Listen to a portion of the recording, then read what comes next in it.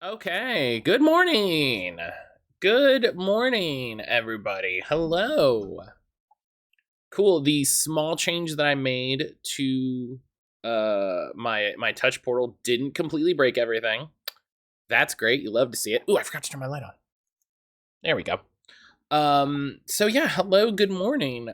Zach, thank you so much for the 22-month resub. Holy shit.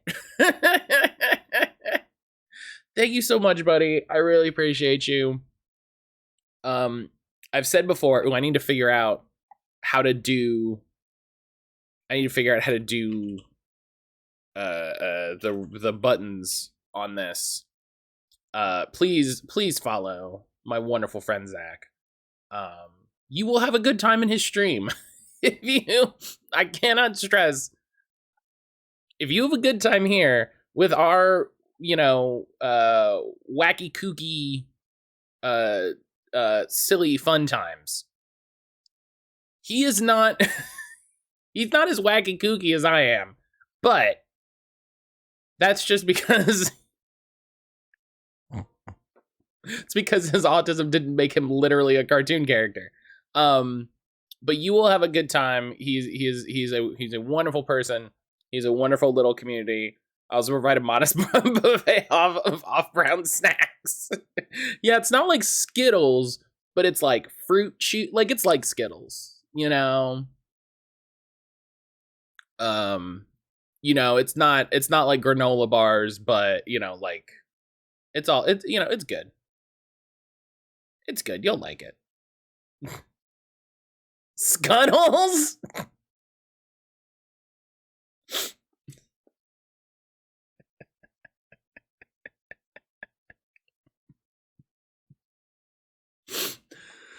Knowing some of your streaming history, Zach, that's very funny. That's very funny. M&Ms. I love the idea. So I have a bag in my desk right here. I have a bag in my desk right here of jump offs. Or no, I'm sorry, they're not called jump offs. They're called belly flops. And these are Jelly Belly jelly beans that are weird. And they sell them in a bag.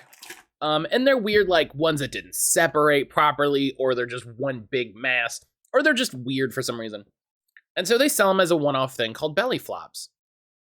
I love the idea of like misprinted M&Ms. I love the idea of a misprinted M&M. Like, yeah, I don't know how it happened. They're all T's. Like, I don't know how it happened.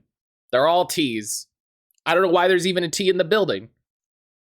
I don't know why that's an option. We shouldn't have that option, but they're all T's. God, that's so funny to me. That's so funny to me. Yeah, they're all like perfectly fine. Let's see if I can see. Yeah, the thing that happens the most is you get like this one right here where it's like two conjoined. But then like some of them are perfectly fine. They're just, we got it at Ollie's. It's just some cheap jelly beans. I love jelly beans. So it was just a cheap bag of jelly beans. So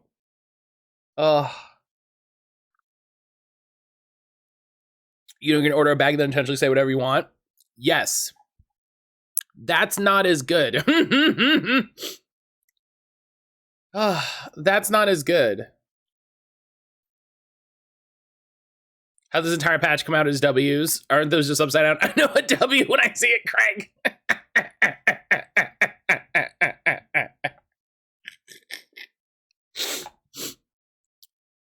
Some of them are because the color is wrong. Oh, I hadn't considered that.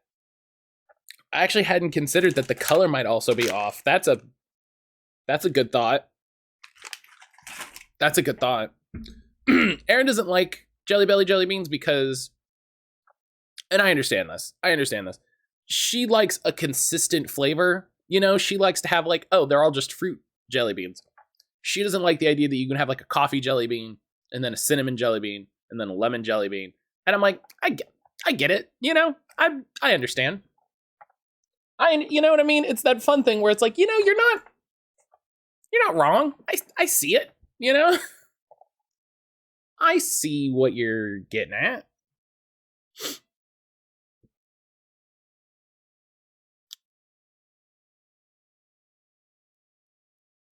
Yeah, okay. Hi, everybody. It's Wednesday. If you're here, if you're lurking, thank you for spending time with me. Thank you for hanging out. She has some wildcard daily review, buddy. Keeps her on her toes. Keeps the marriage interesting, is what I'll say.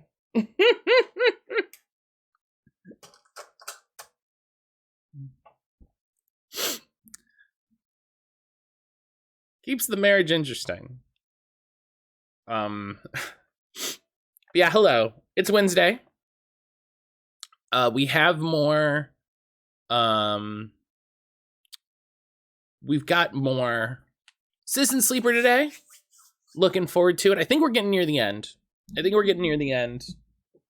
have most of the drives finished up. And then we're going to start working on the DLC. So I don't know if we'll finish it today. I don't know how long the DLC episodes are, but we'll see how it goes. Jalen, good morning. Jalen, how the heck are you doing, my friend? How the heck are you doing today?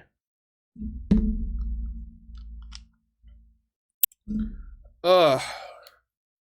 Also, if you didn't see, there's that, it's in the Discord. GameStop has a really good deal on Switch games right now. So, go get some games. Want a warm welcome? Always. Always for you.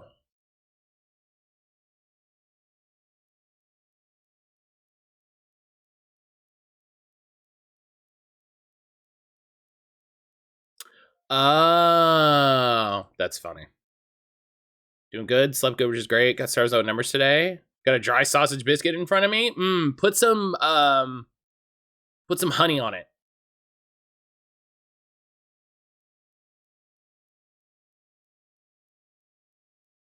Put some honey on it. And hell yeah, stars without number. Love that. My agreement was a preference to asking to borrow lunch money for no good reason. Yeah, listen, this is very specifically because I'm going to ask something of you.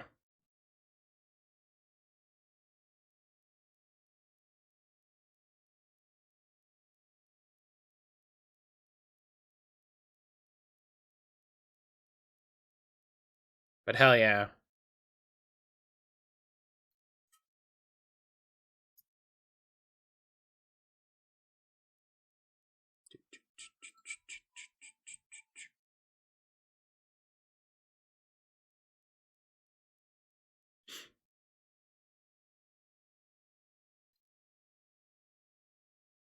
All right. Let's you get the game started up, make sure it's working.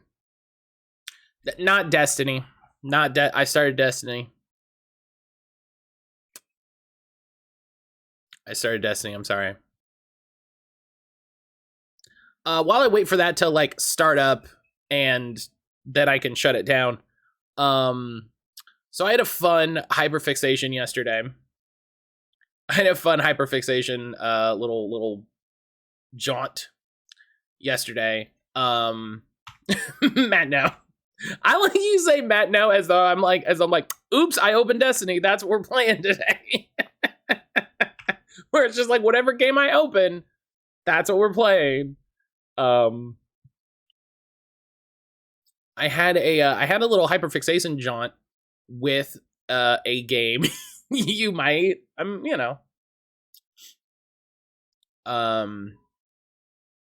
with a game, with an app, I guess, called Devolver Land Expo. That came out in 2020. Excuse me. I think you can still get it on Steam. But basically, Devolver Digital made a digital marketing convention for 2020. That was the E3 that was canceled due to COVID. And I just saw it in my Steam list, and I looked at it and I went, I'm going to check this out. Fun fact, it has 22 achievements and hidden collectibles. And I was like, well, I know what I'm doing today. So around all of the other chores and things that I was working on and doing, I 100%ed this weird marketing game. So, as opposed to E3 2023, the E3 that was canceled because no one who wants to go, especially the publishers, right? Yeah, the E3 that they canceled due to like health and safety because people shouldn't go, as opposed to the one this year, which everyone was like, I'd rather not.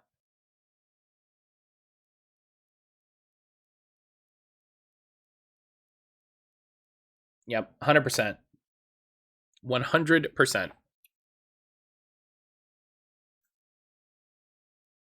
But yeah, so that was fun. It was interesting to see. It's a cool idea. I wish more companies did like interesting interactive marketing stuff like that.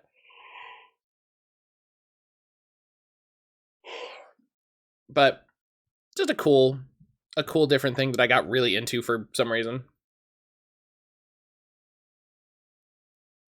In fairness, E3 has been pointless for how many years now? When was the year that they reopened it to the public?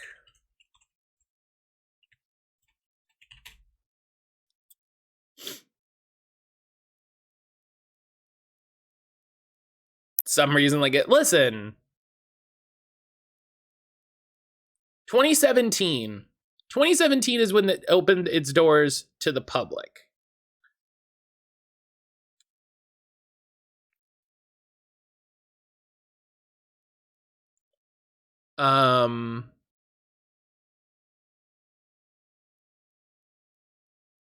Now, when did G4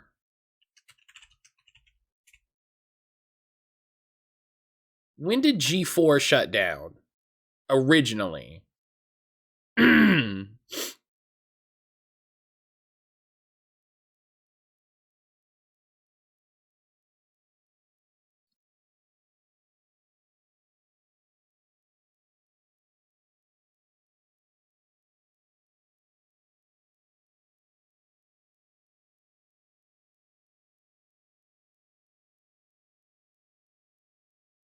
Because I think it was sometime around then.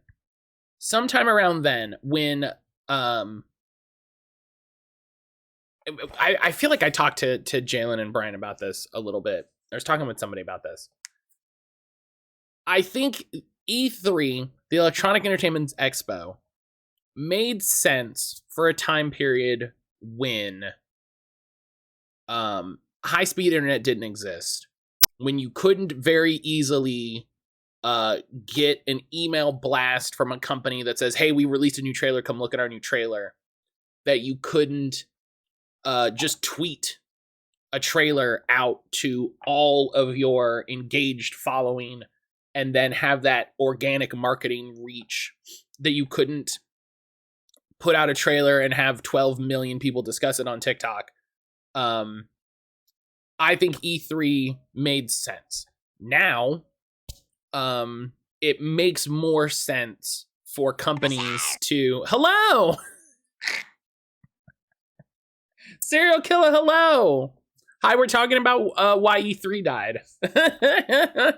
We're talking about why E3 isn't relevant anymore. Hello. Welcome on in, everybody, if you don't know me. My name is mattcaulder. I'm a queer variety streamer here on Twitch. I'm going to do the command. Today, today we're hanging out playing Citizen Sleeper, and I'm talking shit on E3.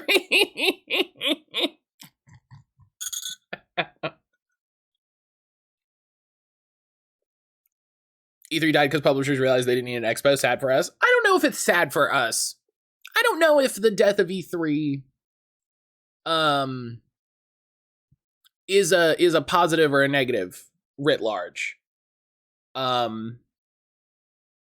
think it's just it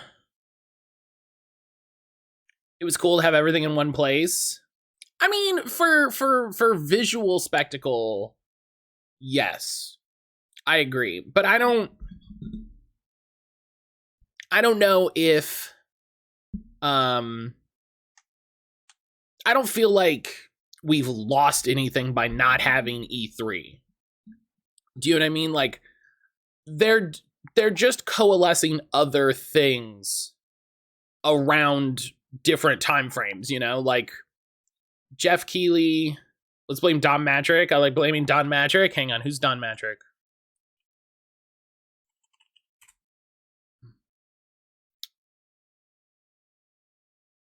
You'll see.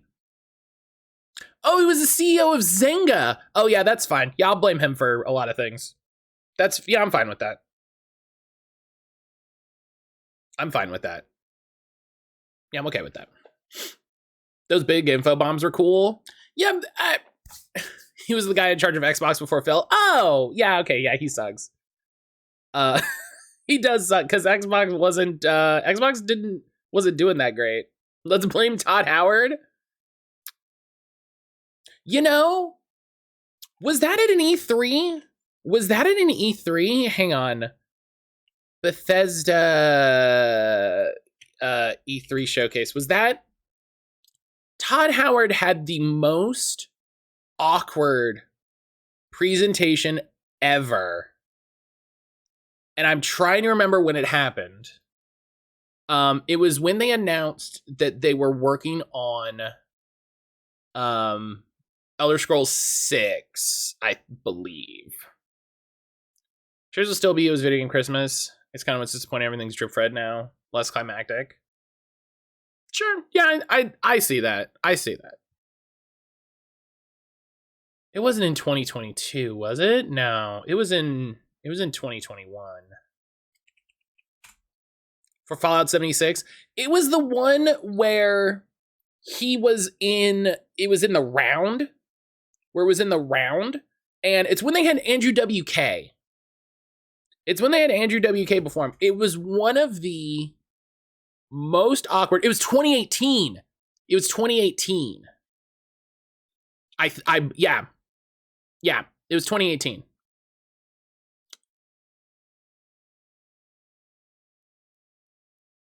Yeah. Here, we'll mute this video. We'll mute the video.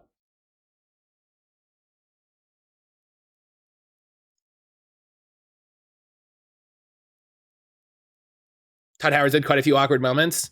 Todd Howard just never seems. Yeah, it's this one. It's this showcase. It's just the most. He doesn't ever seem to be like really excited about anything. But yeah, it was this one when he was just. I just have this mental memory of him just like being on this stage, and you're like, Todd, buddy, please, can you like. But yeah, I'm not unmuting this. I'm not getting DMCA'd first thing in the morning. I'm not getting DMCA'd first thing in the morning. This hasn't shown anything cool. It's all Skyrim, Ultra Mega, Dope Editions, ESO stuff. It is very funny to me how Bethesda has managed to sell Skyrim 80 different times. I think if you ask me what's wrong with gaming today, it's that Bethesda sold you Skyrim in three consecutive platforms.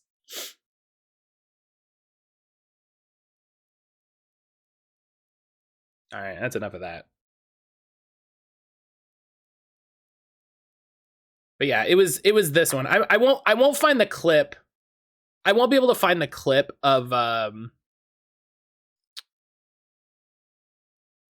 Todd Howard being weird about it. My favorite E3 moment was when they showed Titanfall. Oh, Titanfall's such a good game. Titanfall's such a good game. But people keep giving him money to do it. Yeah, but he keeps making it. Like, you can't...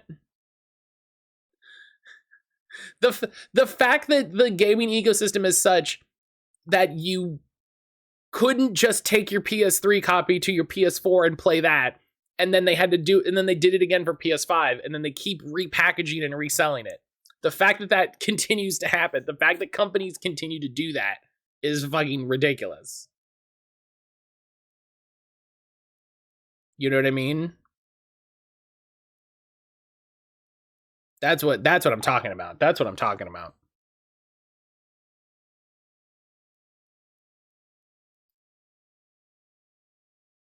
People keep paying for it, so they keep getting away with it. But if they didn't do it, people wouldn't pay for it. Do you know what I mean? They produce the product.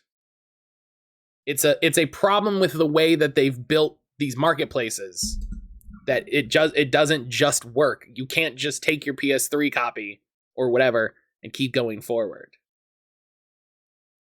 Like, these people aren't gaining anything by buying this new copy.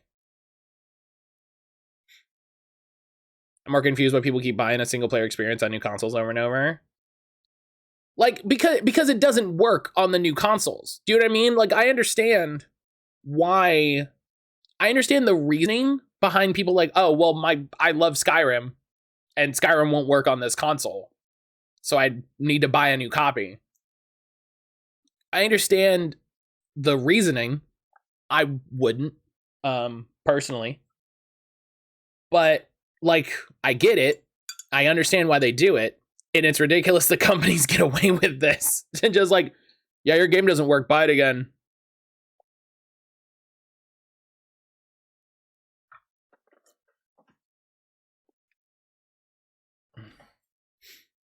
This year we're happening now, so we've teamed with Erlin.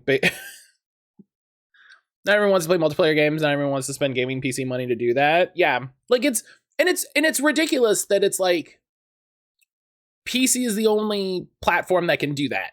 Like it makes my frustration with console gaming, is that the companies just go like, yeah, buy a new copy. You know, that's what you're left with. You know. Hi, I bought Skyrim. Can I play it on this new console you made? No, it doesn't work.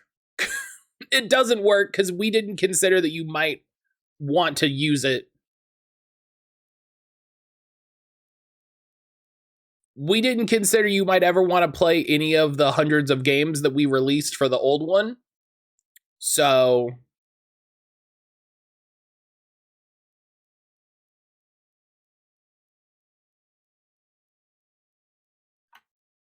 Zach, enjoy your lurk, buddy. Enjoy your lurk. Thank you for hanging out. That blows in general. I have a bunch of games on Xbox that I can't play on PC. It's frustrating all over. It's why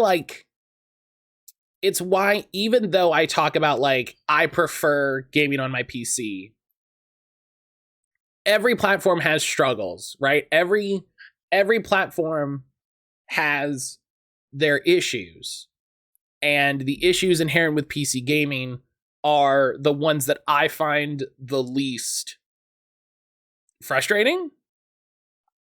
You're talking backwards compatibility? Yeah, or even just like there was a time when it made sense when it was a cartridge. Do you know what I mean? When it was a physical format, when it was like, yeah, you have to read this card. You know what I mean?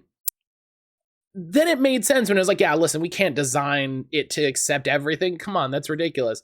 There was almost a logic to it. But then when it's a disc, like, what was it? What was it with the PS3s? They stopped being backwards compatible after a little bit because they changed the laser. And it's like, the laser doesn't work? You changed the you intentionally picked the laser that doesn't work. Like, oh, it's ridiculous. They can all play PS1 games, but only the first gen can play PS2. It's ridiculous. Well, oh no, that's what it is. For PS3s, it was because they had to put the PS2 sound card on it, if I remember correctly. Maybe that's PS4s. But one of them is because they had to literally put the sound card of the original machine on the motherboard in order to be backwards compatible, because Sony doesn't know how to make a fucking electronic device.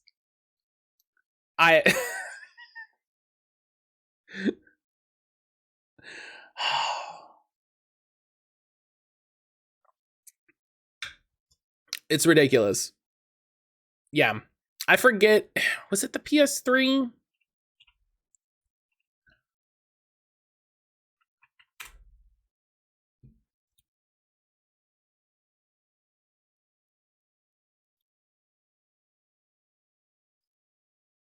Yeah, they literally have PS2 chips in them. Like there's an actual PS2 in old PS3s. And that's why they're backwards compatible.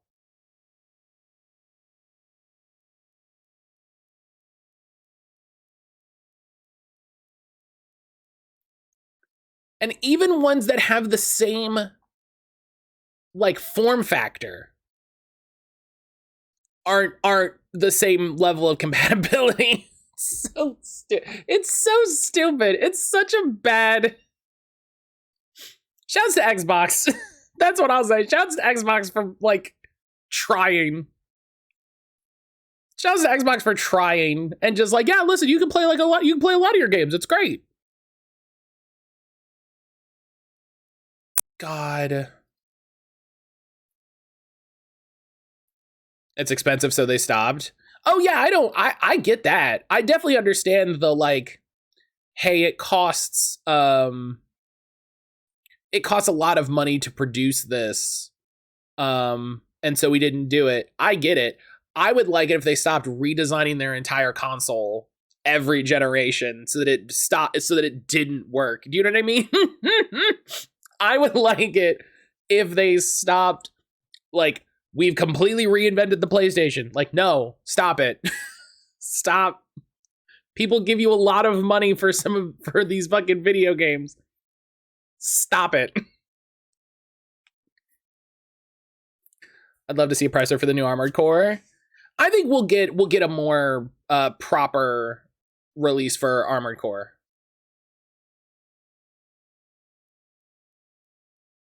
You know, I think we'll get a proper thing. For Armored Core.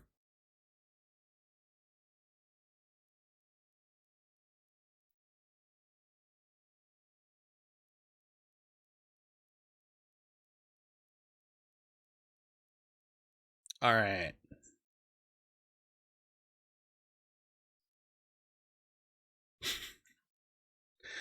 Oh, just silly.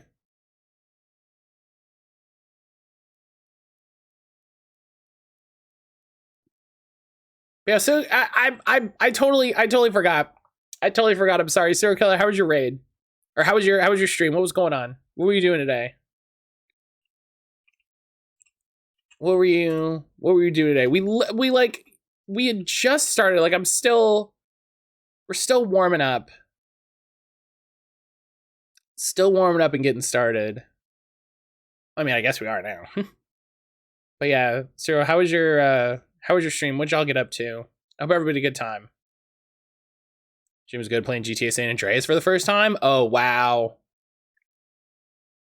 Wow. What version did you play? Like what excuse me, what platform did you play it on?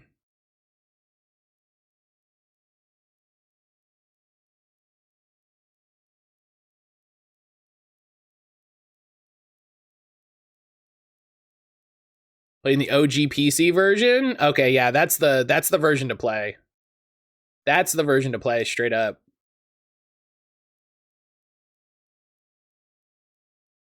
Yeah, I'm glad you were able to get the original version.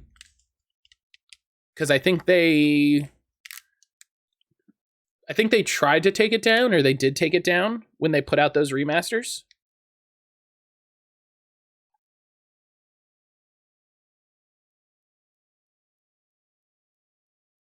Someone compiled a bunch of mods together and just rolled with that. Hell yeah. Hell yeah.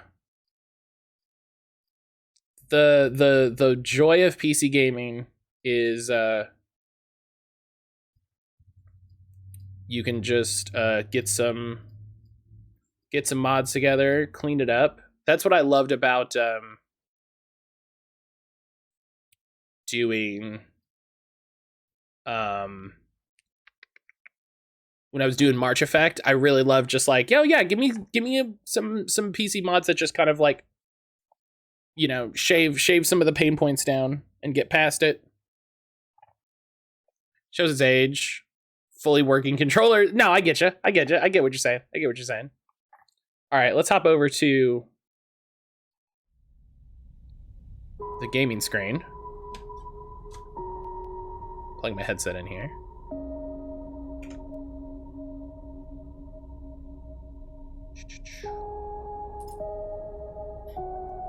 No, yeah, I get you. Yeah, it's as much as I love PC gaming, I also use a controller every time.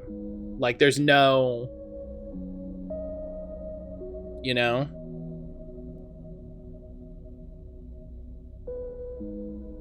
Not familiar with this game. What do we have here? So this is Citizen Sleeper.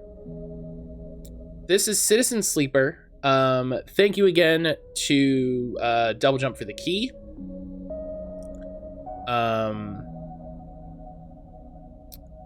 So we are, in Citizen Sleeper, we are what's called a sleeper, which is essentially a Ghost in the Machine style, synthetic person. Our brain is mapped from the brains, like brain waves of a fully organic person.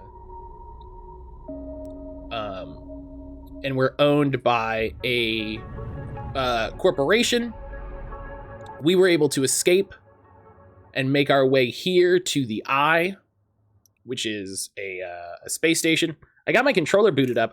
You can play this game with controller, but it doesn't.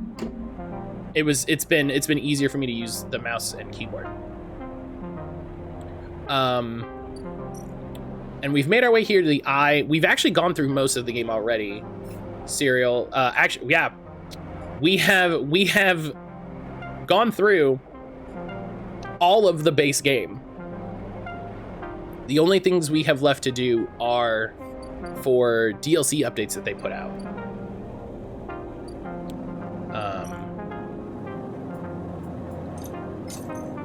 But it plays like a... if you're familiar with Tharsis, which is another PC game, it plays a lot like that. Every day you get a number of dice. You use those dice to perform actions. I got a ship mine part. I didn't actually get scrap.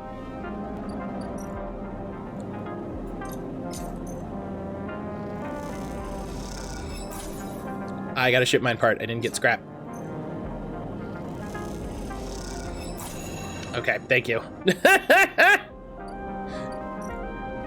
You're giving me better items than I actually want, which is very funny.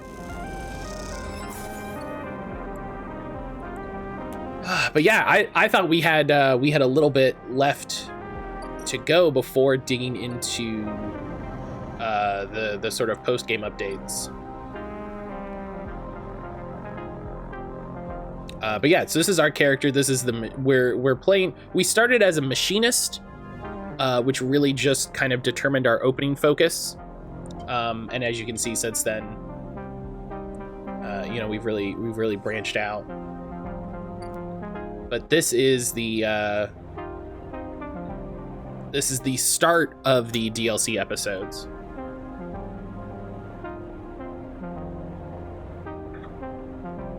Yeah, if you like tabletop RPGs, if you like cyberpunk stories that deal with identity, personhood, that deal with, you know, class struggles, that sort of thing, I think you'll definitely enjoy this game.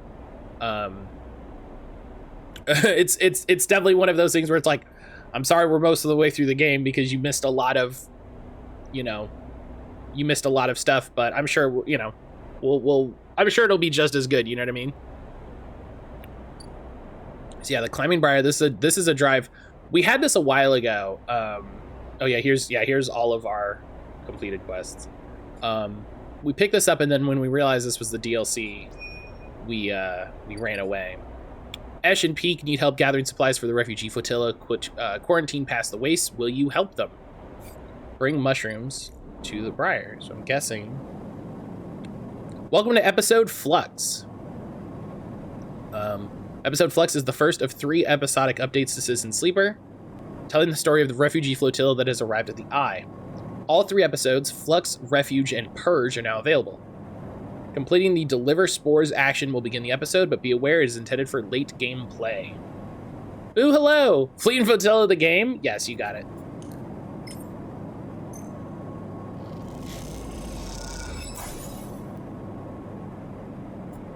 You need more?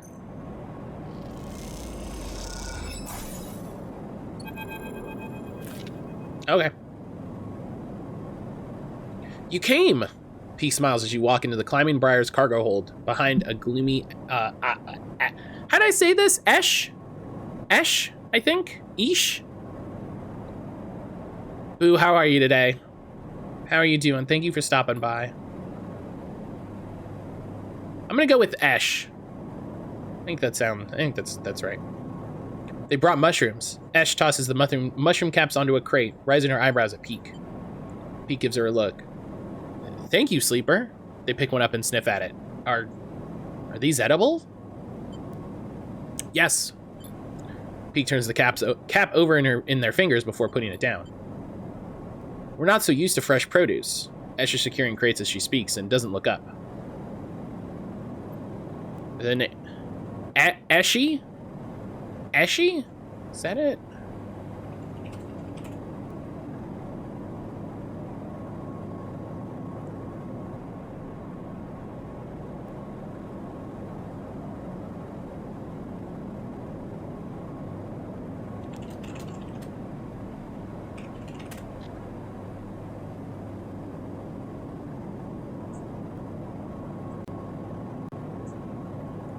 Eshe. According to kidpaw.com's little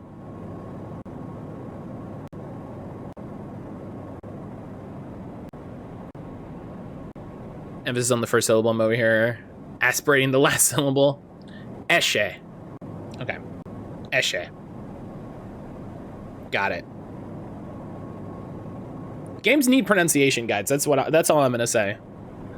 Listen, I've been playing TTRPGs for a really long time. There's a lot of times you look at a word and you're like, I'm gonna take a stab at how to pronounce that, and we're gonna go with it.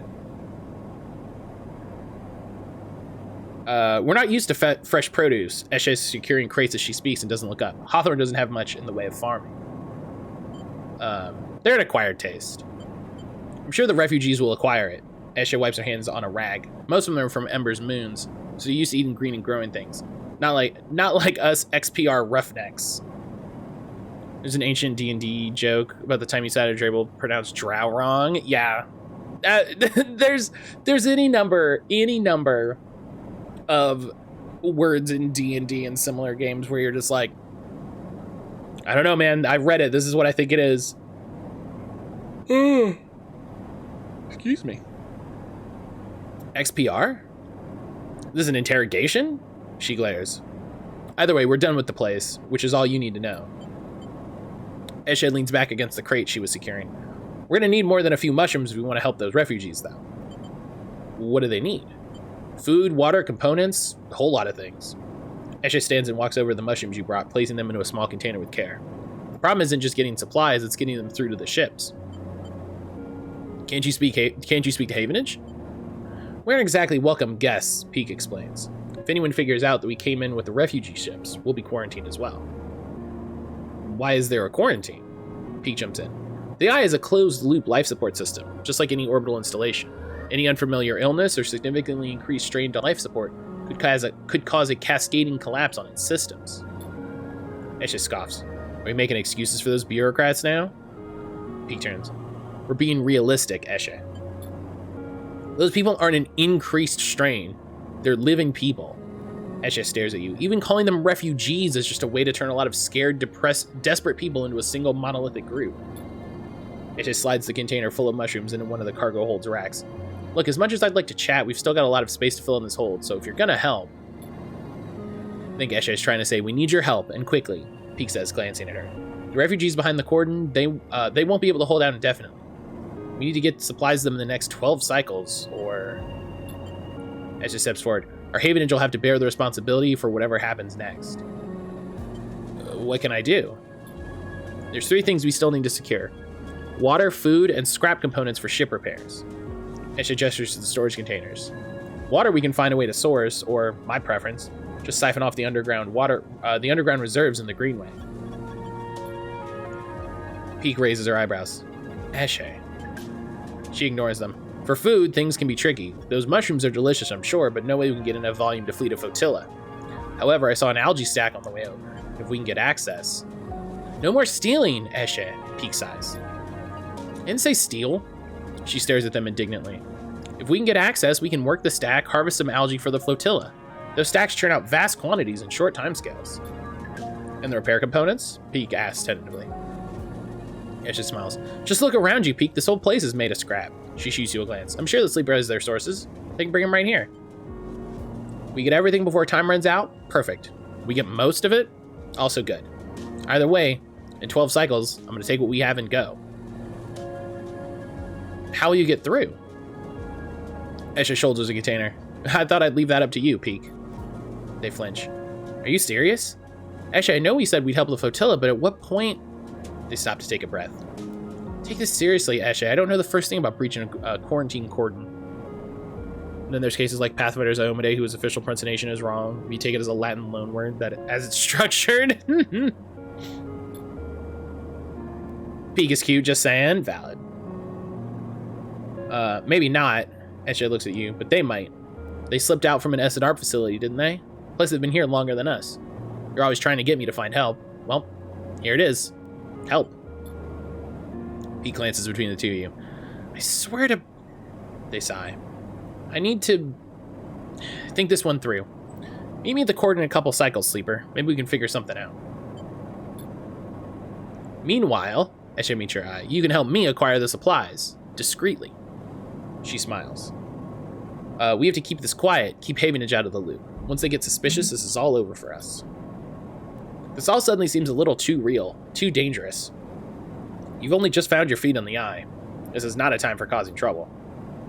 Come find us. We'll be out there trying to pull this all together. Eshe goes to the back of the hold to start packing another container. Pete, come help me. Pete glances back at her. Sleeper, look. We didn't choose this either. They lower their voice. Help us finish this.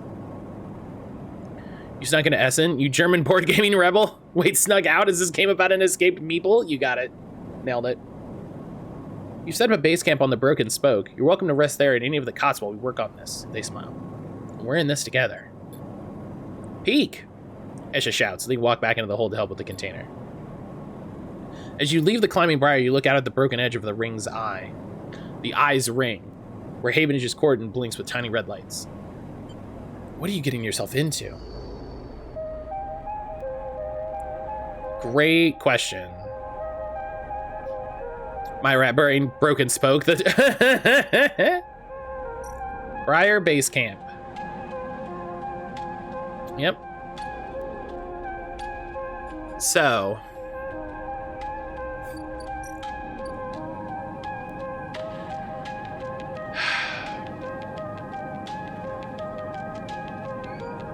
Eight scrap.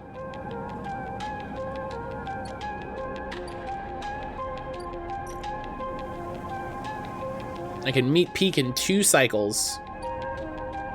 They need 8 scrap.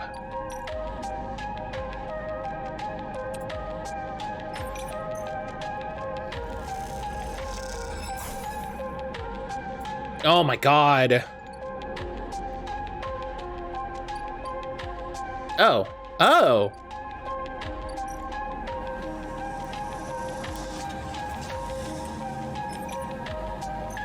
Oh.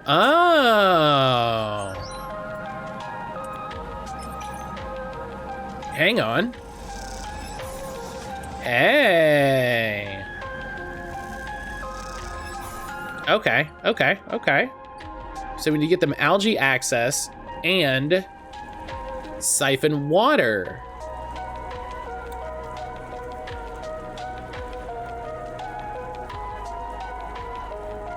Oh, you hack the sensors that takes Havenage alert down. I'm guessing siphon water has a chance to increase Havenage alert, and then you can hack the sensors to take it down.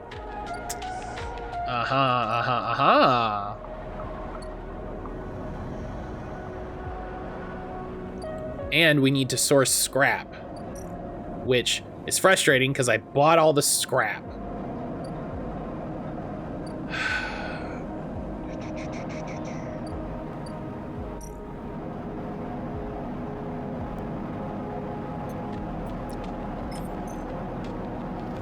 I think I can sell all of this? Yeah. So many actions. This is the most Euro game ever.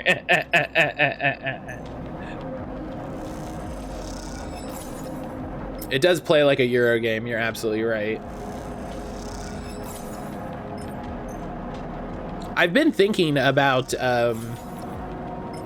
doing board games and stuff on stream. I need a slightly better setup for my camera, but it's pretty close right now.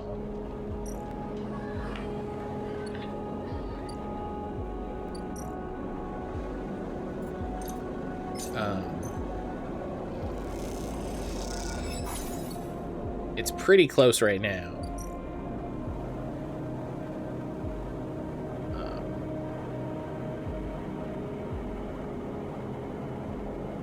Okay.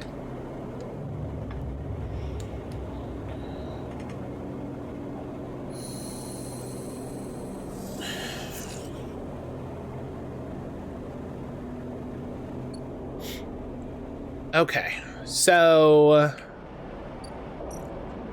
we've got some good dice. Yeah, now I'm just thinking, I haven't board gamed in ages. I have a whole shelf full of games gathering dust between the panini and switching to work weekends. Yeah, I get that. We have a standing Thursday with some friends that this is gonna be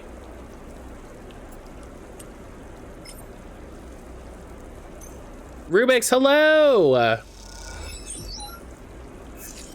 Okay, yeah, I'll risk the 5. That's fine. Ooh, that's the neutral. Yeah, I get that. Rubik's, how are you?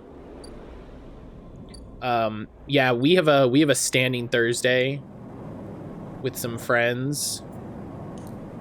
Oh, it has to be 8 all at once. Oh. Okay, well. You know what we're gonna do? This is maybe not the best use.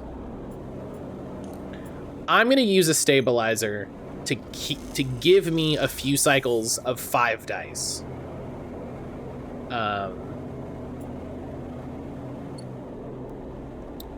Is that the best use of it? I don't know, but sometimes you have to get those dice when you can. A gaming group on Saturday, let's play me. I have to be up at 4:30. Yeah, I get that.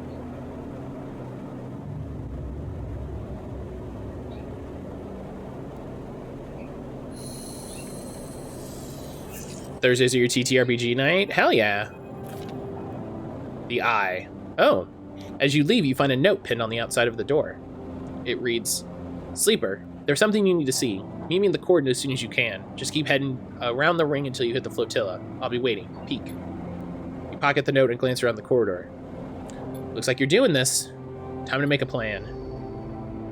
Alright. Hey, listen, I've already made, like, a good amount of progress. I just want to say that. Like...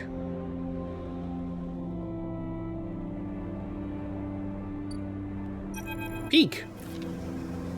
Sleeper. Peek catches your attention from the shadowy corridor they were leaning against. Any trouble getting up here? No. I pretty much know this place by now. Good to hear. Come, take a look at this. They beckon you over to a nearby window, which looks across the ruined ring to the blinking red lights of the Havenage Cordon. The Cordon's temporary structures, a net of metal struts meant to detect and dissuade any ships from entering or leaving the flotilla, shut out of the back. And all around, the tugs flit, securing them in place and tending to the red blinking drones that demark the quarantine. It's an impressive and worrying sight. Doing great, plan to move out soon, gonna audition for a TV series on Friday, so I'm doing very good. Heck yeah, that sounds great! That sounds great, I'm really excited for you. That's really awesome, Rubix.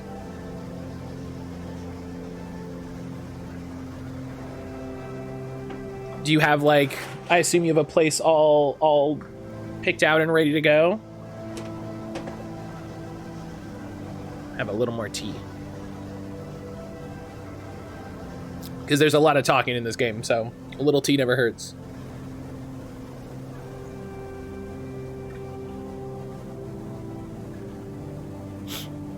What do you think? Peek interrupts your thoughts. That's a typo. How would you get through?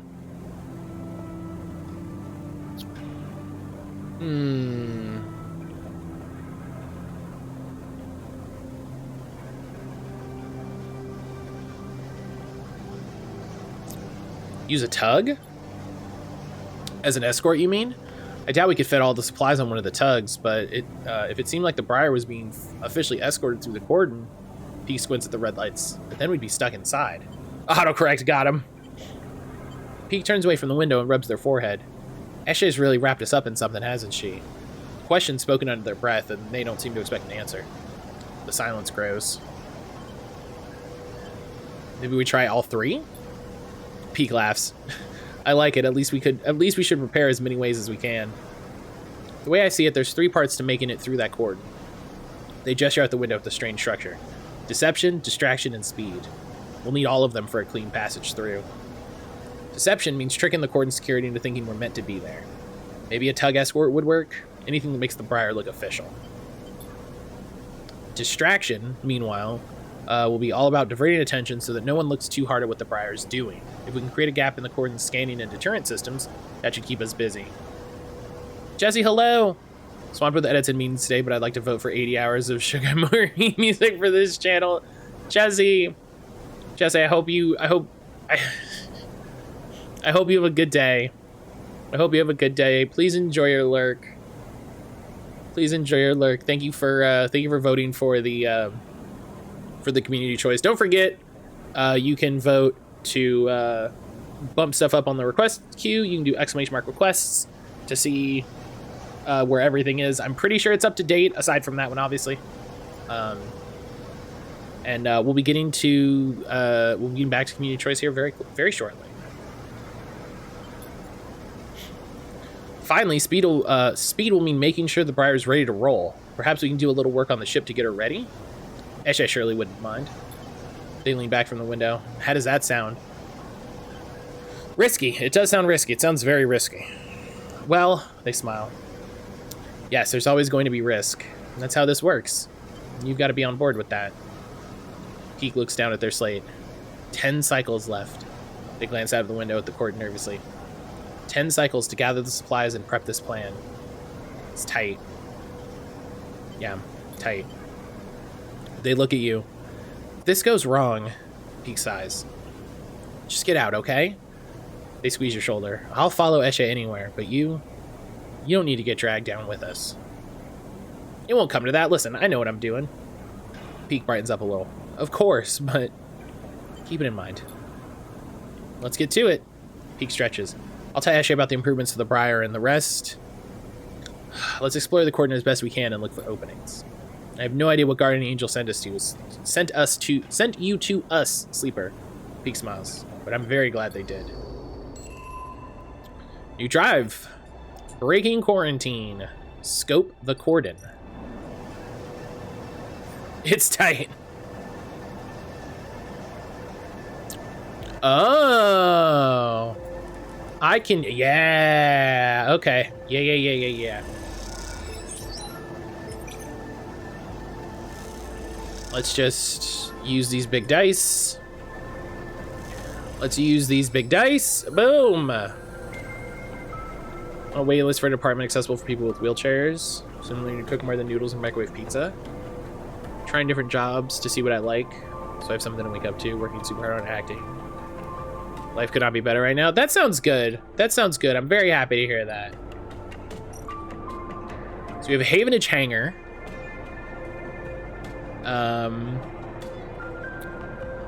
Briar upgrade. That takes 6. Cordon operations to create a blind spot. We don't have dice for this. Crew canteen to get us a tug escort. I don't know if we're gonna have the dice for all of this.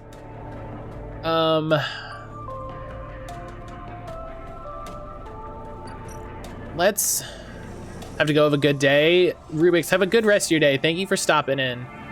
It's always good to catch up. Let's use the 1. This doesn't have any big negative. Okay.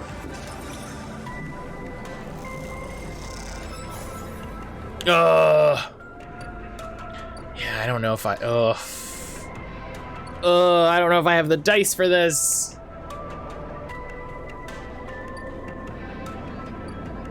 Okay, you're here.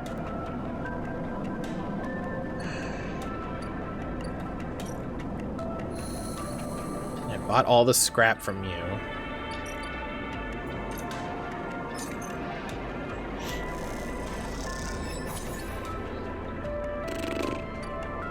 I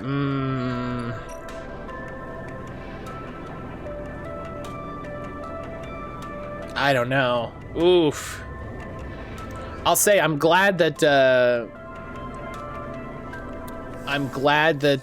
I used the stabilizer, I'll say. I'm glad I used the stabilizer because we aren't getting through it without it. Okay, 8 scrap.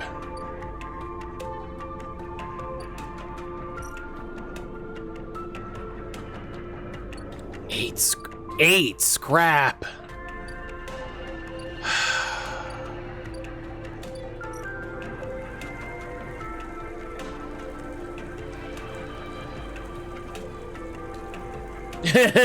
Eight scrap.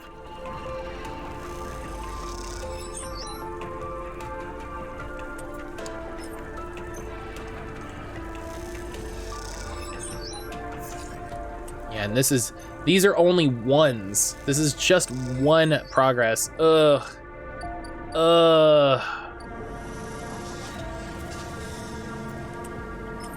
Come on. I don't think a neutral gives us progress. So that's actually just a waste of effort.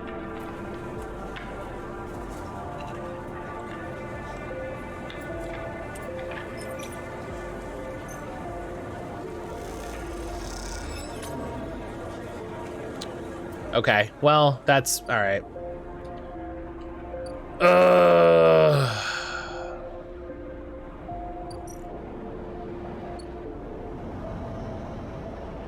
This.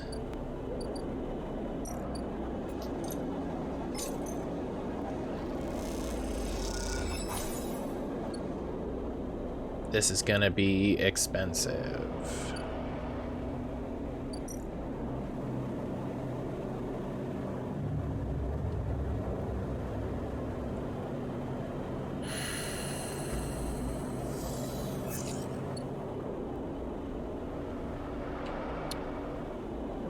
That's the sound of that finishing, the sound of that finishing. Okay.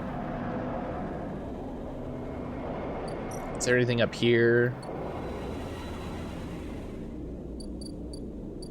Yeah, technically the ambergris, but...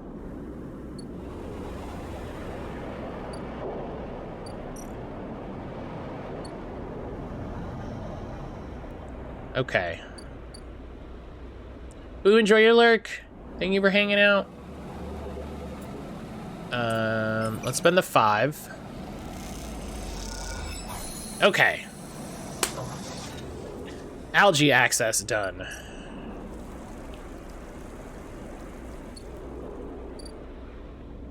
All right. What do we got out here? Oh God, Havenage suspicion is shared. Ooh. Ooh.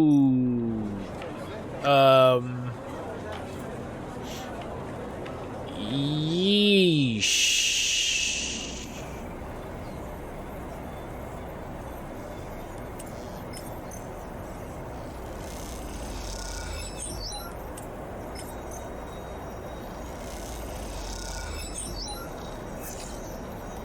Okay.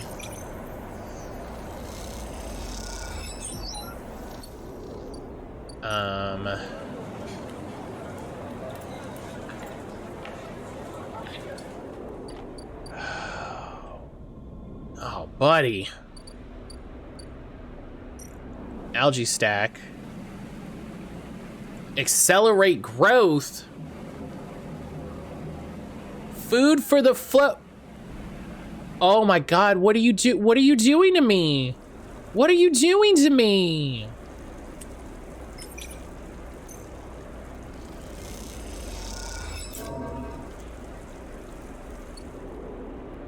What are you doing to me?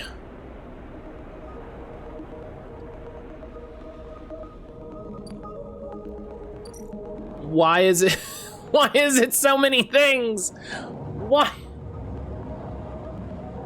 Is the point of this that it's too much? Like, is that the idea? Is that it's like, yeah, this is too much. This is too much to try to do.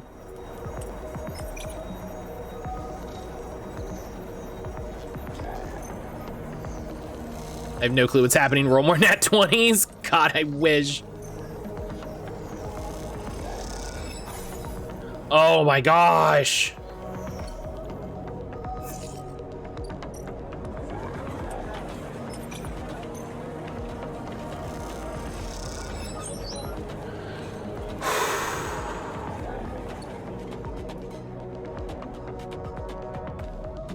So we're trying to get all of these things done. I can't risk a, oh my God. I can't risk using this one anywhere. If I use this one somewhere, it'll fall apart.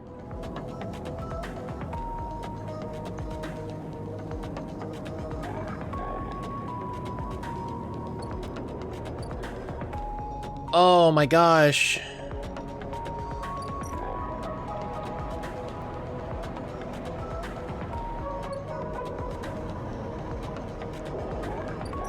This is the best place to use this one. Oh yeah, I did want to do that. That's fine. Oh my gosh.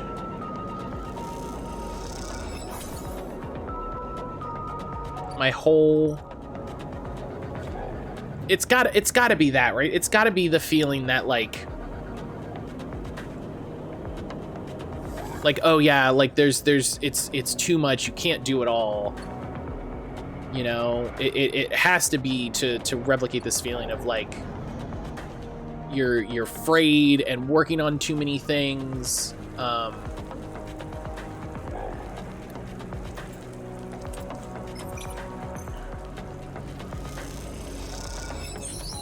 Okay. Tucked into the service corridor deep below the reservoir, Esche is double-checking the seals on the water tanks loaded onto the motorized trolley. Though you're far enough away from any thoroughfares not to worry about being overheard, you still speak in hushed tones. How will you get these to the Briar? Eshe glances back at you. We'll trolley these up to a bay further along, and then we'll bring in the Briar for a quick and quiet collection.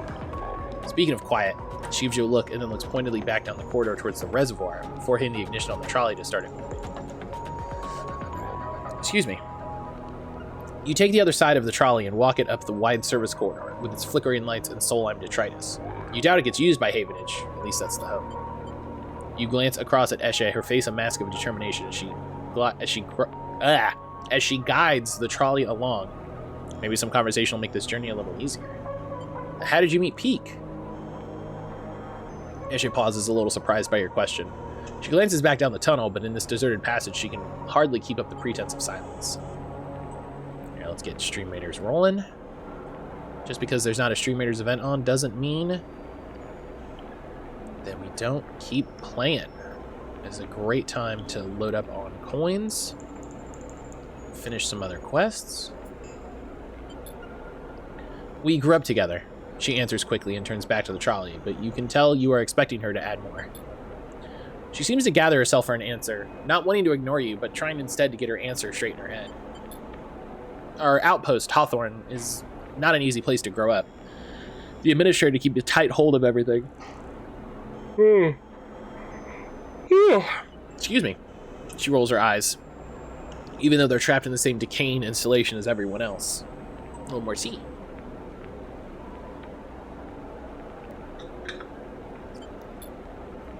Peak, she pauses. Peak found it harder than most. She pauses again, judging her words. I stepped in to help them out.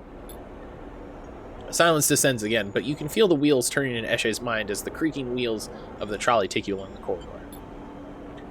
Peak isn't the most practical of people. They used to be... well, they needed someone to teach them to look after themselves, stand up for themselves. That was me. She smiles. After that, I couldn't get rid of him.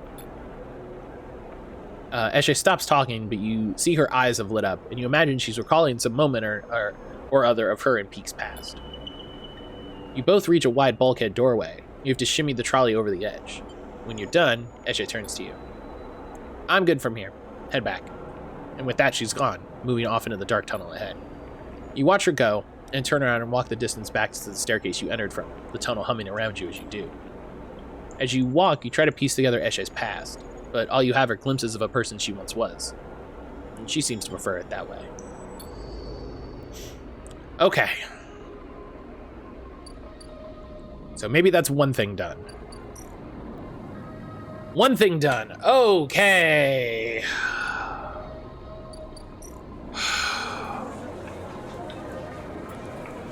One thing done.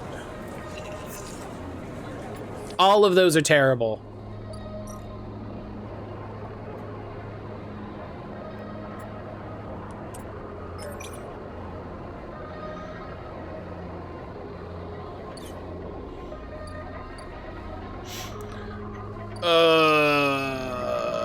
Can I... you know what I'll do? You know what I'll do? Because I'm ridiculous? Whatever. Let's destroy myself getting scrap.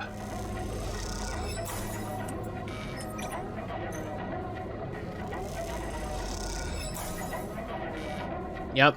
Only by doing actual harm to myself do I think this will work.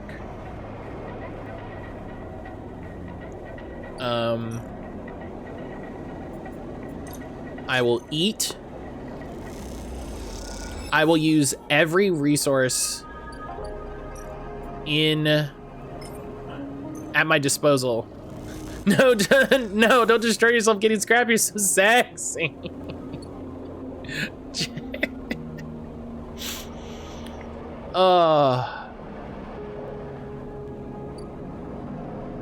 Okay, they'll be back next thing. So I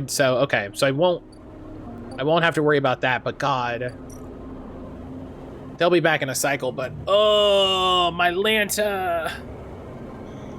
Jalen, have you done this DLC stuff? That's atrocious. Those die are terrible. What are you doing to me?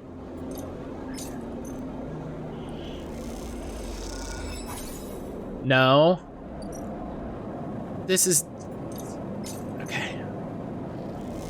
Give me a scrap. Okay. Give me a scrap.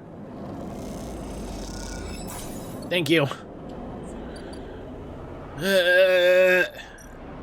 Fly to the other part of the ship. Oh my god. Okay.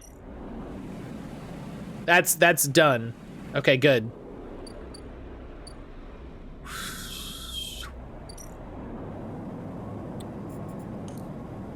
Scrap.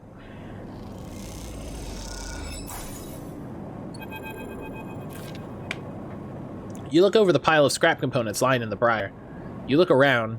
The bay is empty. Eshe and Peak either elsewhere on the station or on the bridge a couple levels up. You begin sorting through the pile, separating out useful components and boxing them by use. You don't recognize everything you find, but before long you get into the rhythm of sorting. As you do, your mind starts to drift, your attention being drawn into the dark corners of the bay. The briar's in surprisingly good condition, considering that Hawthorne and XBR must have been operating it for decades by now. The marks of care are everywhere, from the delicate patch jobs, polished to meld into the original finish, to the carefully bound wiring running through custom trunking. Eshed loves this ship. That much is clear. Something catches your eye in one of the dark corners, a matte black stack of crates you hadn't spotted before. They're sleek and compact, tucked away behind some of the bigger, more worn containers. Oh, those are guns! Almost definitely. Let's go investigate. You put the components away and go over to the sleek crates. You run your hands along their textured surface, but there's little hint of what lies inside the opaque metallic casing. Then you see it. A yellow symbol embossed on the far side of the crate, a universal sigil used by spacers, corporations, and manufacturers alike. It's one you've seen throughout your time as a sleeper, its meaning all too familiar. Explosive contents. Yeah, buddy, they're missiles! You hear a hiss, and Eshe comes up through the bay's lock. She barely registers your presence, nodding at you as she passes. Sleeper? She busies herself with some task at the back of the bay.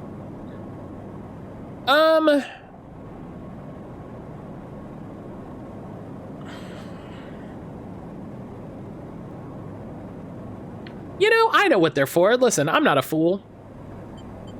Finish the job. With Eshe in the bay as well, the atmosphere shifts and you suddenly feel watched.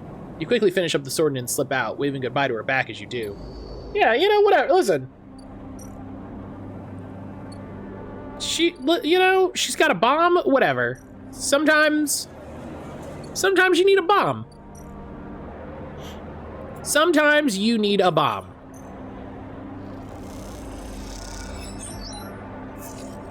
Oh, these are great. These are great.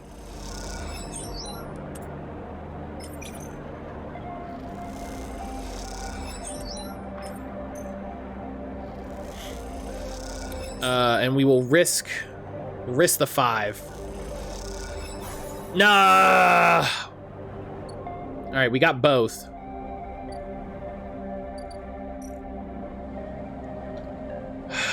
Okay.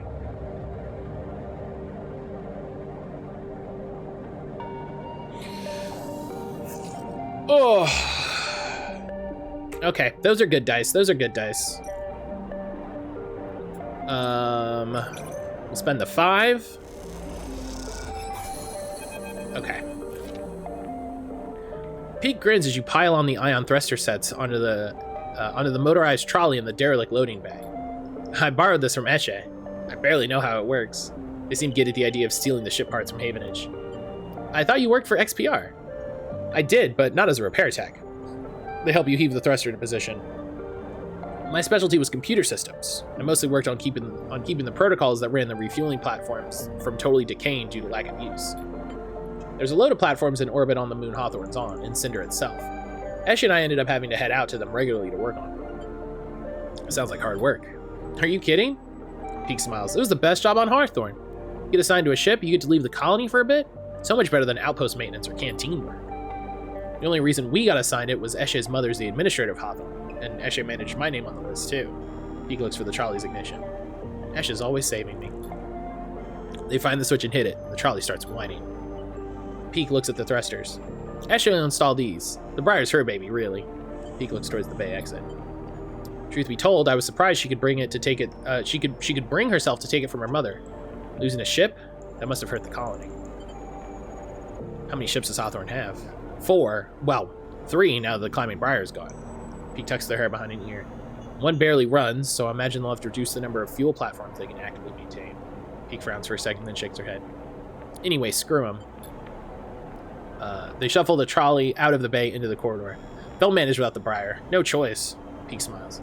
And I have to admit, I'd have loved to have seen her face when she saw we'd gone. Peak pauses. Don't tell Esha that. They walk on quietly, lost in their memories of Hawthorne. Okay, I think I can manage the rest. Peak brushes their hair out of their face. You've done more than enough this cycle.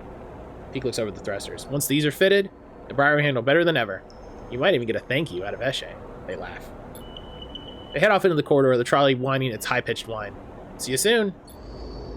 Oh, we're making some progress.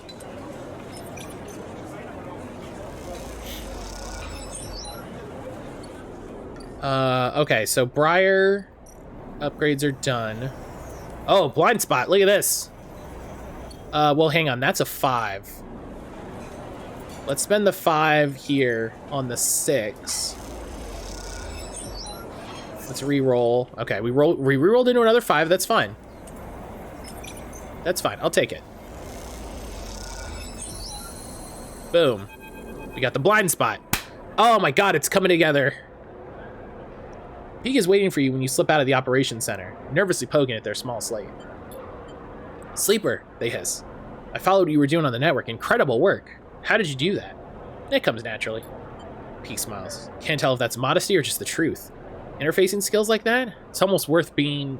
They stop themselves. Sorry, I didn't mean... Don't worry about it. Nods. Sorry. You and Peak quietly slip into the main walkway and work your way back to the public areas of the court. Haven just had to quickly respond to the flotilla's arrival, and that means a lot of contractors and spacers walking around these corridors. You blend in easily enough. I haven't really met a sleeper before. Peak begins. As you might have guessed. They smile nervously. Hawthorne's an XPR service outpost, and since the collapse, no one came in for refueling or repairs anymore. So my generation's never met anyone outside the company. We heard about sleepers, they nod in your direction, from the data packets that come through from XPR every once in a while. They usually contain news along with the corporate propaganda, but the reports are light on details. SNRP have kept the sleeper program pretty quiet anyway, and I think XPR are only interested in telling their employees about it because it made living in our company towns look like a good life in comparison to being a piece of corporate property. They freeze. Sorry. Again, I don't... They look down. I'm not sure how to talk about any of this stuff. I really appreciate maybe don't talk about it. That's a great answer. Like, maybe don't. Then that's a great answer. Solid. I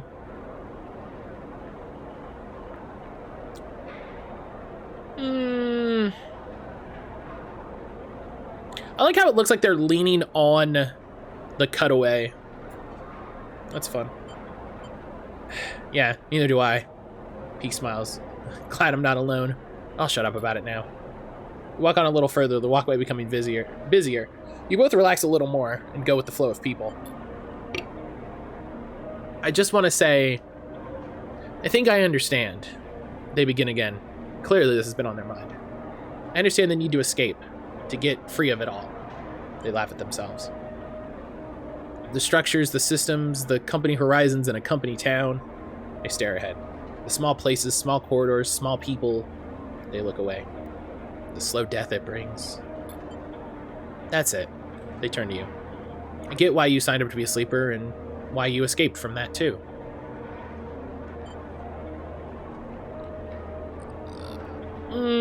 Sure. You know what? Sure.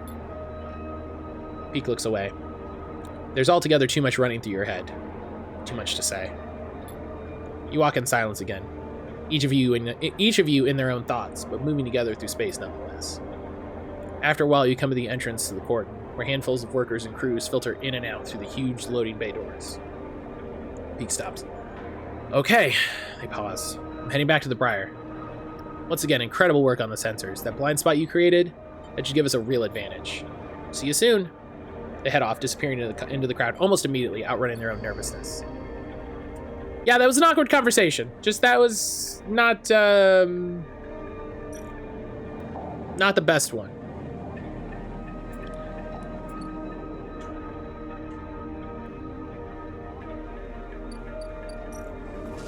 Shouldn't you be done? Oh.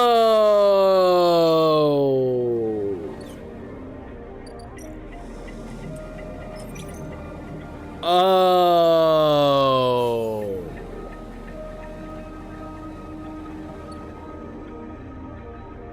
Okay.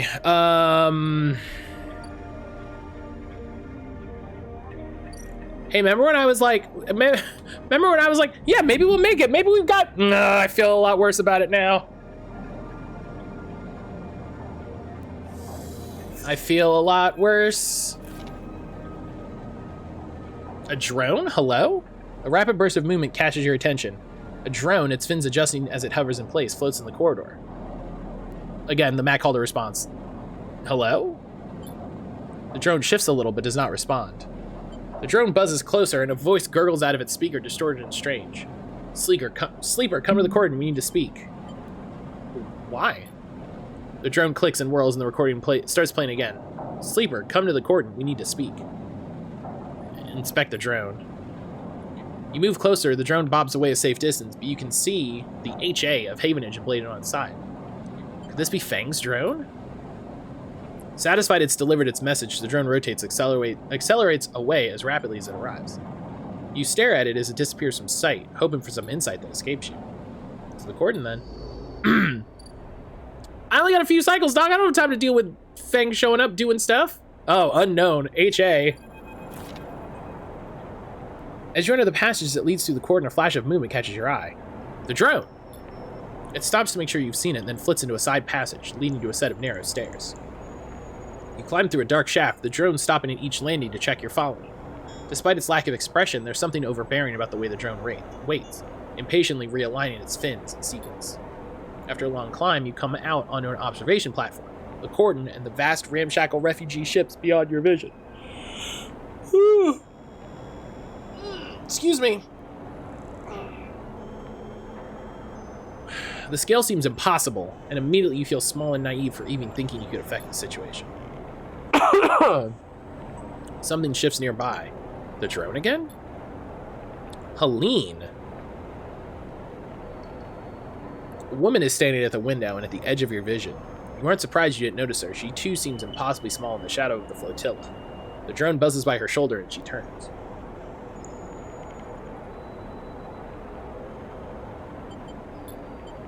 Sleeper. Sorry for all the cloak and dagger nonsense. She nods at the drone, but I've never regretted being cautious. She smiles a tight smile and holds out a hand. I'm Helene. You know what? We're gonna fall back on our old days of, like, also being cautious, like... She draws the hand back in, unfazed, clutching the large slate she carries at her chest. Look. She glances around the empty observation decks as if checking for potential eavesdropper. Let's be straight with each other. I know about your plans, and she cuts in before you can respond. I understand your motives. You look at her overalls, the yellow markers, the HA symbol. You've been on the eye long enough to recognize the Havenage member when you see them. You're Havenage. Yes, I mean, I expect that's obvious. A tight smile again. I hope you won't hold that against me. She glances around nervously again and moves a little closer. This entire situation, I'm not here to defend it. She glances back at the flotilla. No one's happy about this. Especially not the refugees. She sighs. I'm not your enemy here, no matter what you think. She pauses. Sleeper, tell me something. What does Havenage mean to you? Ardenhurst! She squints at you. That was unfortunate. But you should know it was one of our own who exposed Harden, and that it's been dealt with. Havenage is used to being criticized, and in some ways we invite it. Our members are free to bring up grievances at any meeting, to propose new structures and approaches. She shifts her weight impatiently. As a counselor, it's my duty to listen to them, and that's why I was elected by the members. We're an imperfect system, yes, and each counselor, each member, each representative can be flawed, and worse. She looks down. We keep this place running. This is what we do. and non-members. There are paths to membership, and we can't force everyone on the station to join us. What do you expect? We're an association of individuals. We can't always account for the needs of those outside that structure. She turns and looks out to the flotilla. No matter how much we wish to. Can the Eye take in thousands of refugees safely? I don't know. This place is a ruin, Sleeper. What do you think the council discusses? The price of Griol? We make plans to keep this place spinning, to keep life support working, to ensure... Helen's slate chirps, and a grim look passes across her face as she sees the notification. She looks tired, the screen light casting her rigid expression a pale glow. Sleeper, I didn't bring you here to explain how Havenage works. I came to talk about your plan to cross the cordon, breach the quarantine, and supply the flotilla. She looks directly at you. Okay. I know you think you're helping the flotilla, but you cannot do this. Right now, halfway across the ring, one of a countless series of debates are being held. These debates are to evaluate the potential harm that could be caused if the refugees of the flotilla are left to enter the station. These debates are at a standstill. Helene walks to the window. Too many in the Havenage Council think the flotilla is a threat. After recent events, a hardline group has emerged. Protective, selfish. They seek only to benefit the members. In their eye, the flotilla is a danger to life on the Eye. If you're caught crossing the cordon and breaching quarantine, it'll only strengthen the hardline counselor's case. Criminals who stole a ship from XPR undermining the security of the station? She shakes her hand. It's exactly what they want. The refugees need supplies. Trans rights, hell yeah! Nujabears, hello, good morning. They do, and that's exactly what I want to give them. But unless the quarantine is lifted through a fair process, they'll never get them. She sighs deeply. And those XPR spacers you're running with? Sleeper, do you know anything about them? More than I know about you. She looks at you pleadingly. Let's change that, Sleeper. Nujabears, how you doing today? Liberal! Yeah, this is...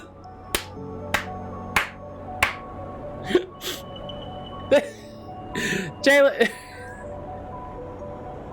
I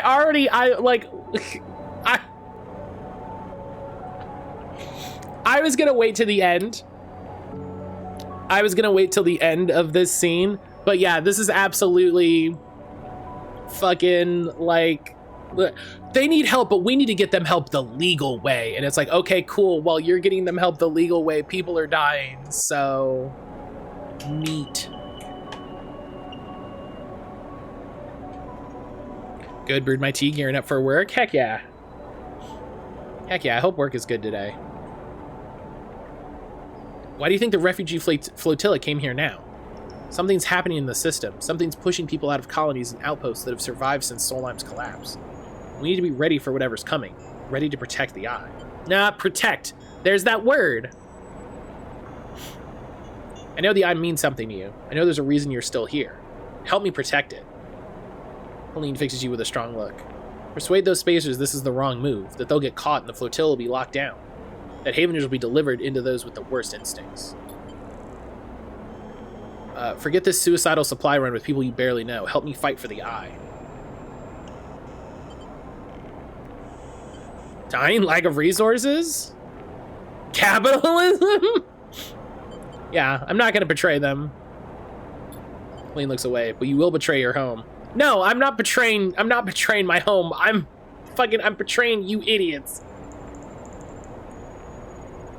Don't offer up the excuse the hardliners need to lock the flotilla out altogether. To persuade the members they're the safest pair of hands. She looks at you imploringly. Please. You look back at her and the flotilla behind, a sense of desperation in her plea. A notification breaks the silence. Shit. She rapidly scrolls through pages of data. Sleeper, I need to go. She looks torn. Just some ideas of the cause, that's just me. Think about this, please. Talk to the spacers. Help them see reason. And she quickly leaves the observation deck before you have time to respond. You stay for a moment, watching the lights of the tugs on the flotilla, and wonder what it feels like to be on one of those ships, so close to your destination, yet so far from it. And then you think of the Havenage Council chamber across the Eye, where the right of these people to find safety is being debated. You shiver, and then you two are gone, back into the stairwell in the cold dark below. Can I...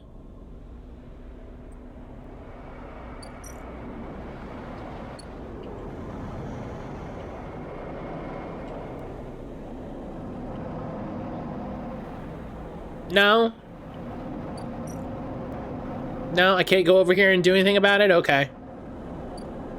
That would have been nice.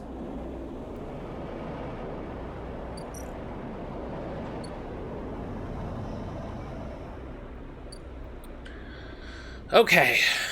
So, what I need now... Yeah, Helene sucks. Just in case anybody was unsure of my opinion. Helene sucks. That sucks.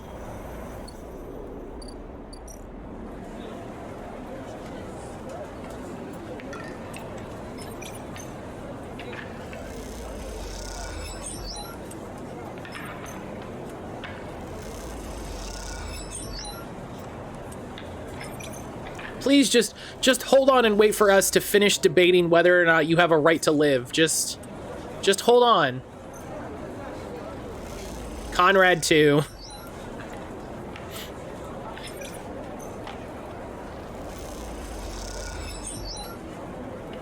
I get where she's coming from. She's stuck in the middle. Yes, but she's choosing the path that doesn't actually help anybody. Like, she makes this whole speech about how we're betraying the eye, when all she's doing, she's not doing anything to get those hardline people out, right? Yeah, call that a centrist, yeah. The problem isn't these hardline members that are being shitheels and want to protect the eye, right? The problem is, oh, these criminals that are trying to help people. That's the problem.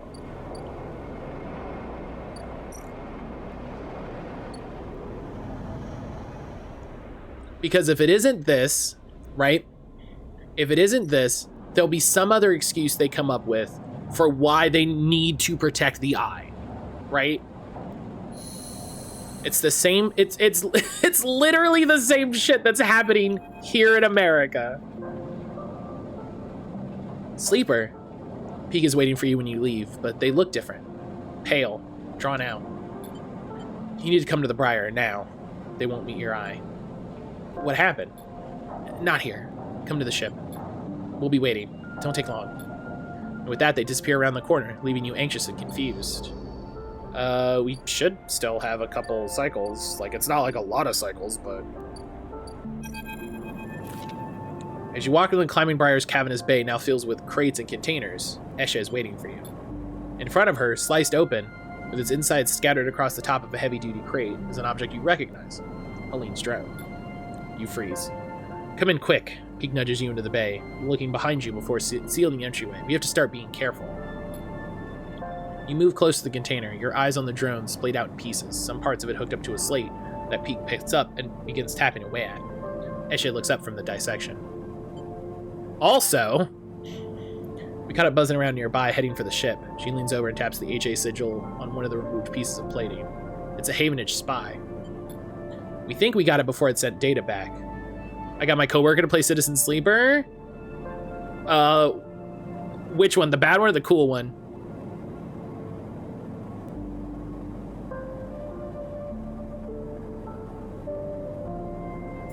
You told me something heinous about Drago?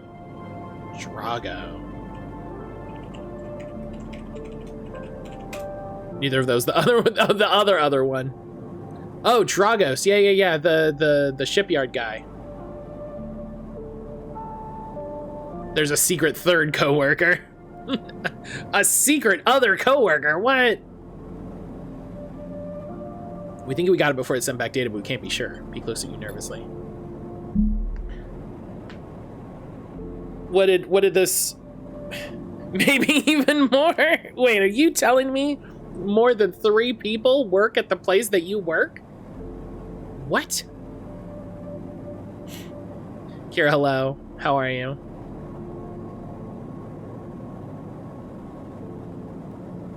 How are you doing this morning?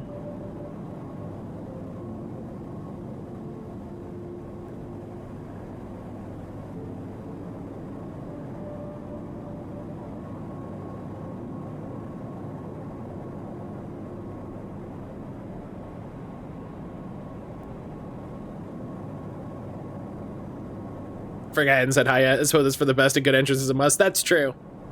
That's true. Everyone loves a good entrance. Drifting, I get it. I get it.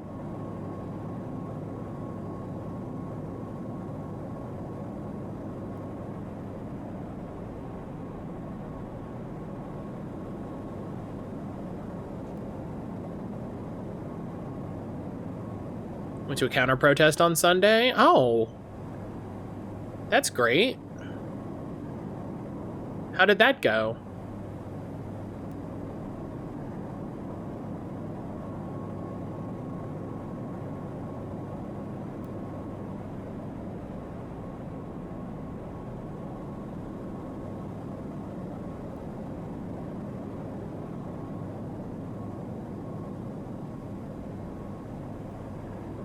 Went well enough, I don't know. Didn't feel like anything while I was there. I get that. Jalen, are you gonna share this thing about Dragos, or? I'm waiting for it.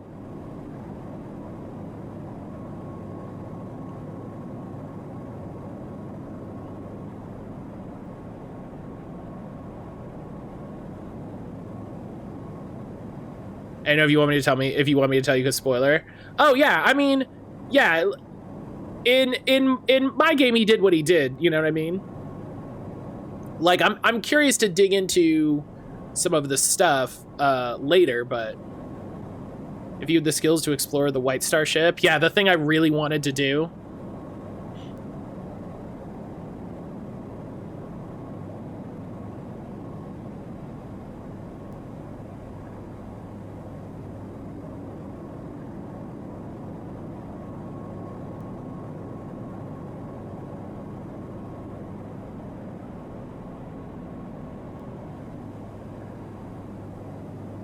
You discover the ship was sold to Dragos by the same bounty hunter that would have come after Ethan, who blew it to smithereens. Oh.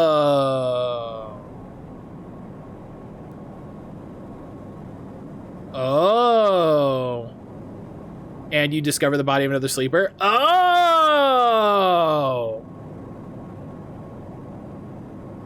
Fully dismantled and torn apart. Jeebus. By none other than What the fuck? Dragos, what the fuck? Dragos, what the fuck? What the shit?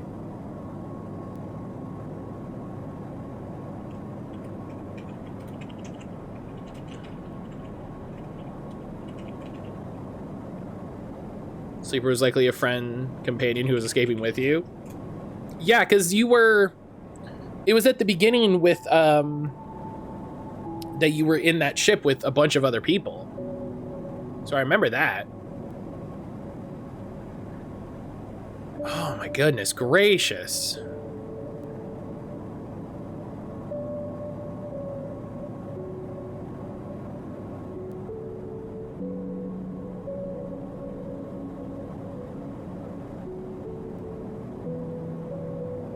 Try to take you apart for scrap only because you happen to wake up. Oh my god.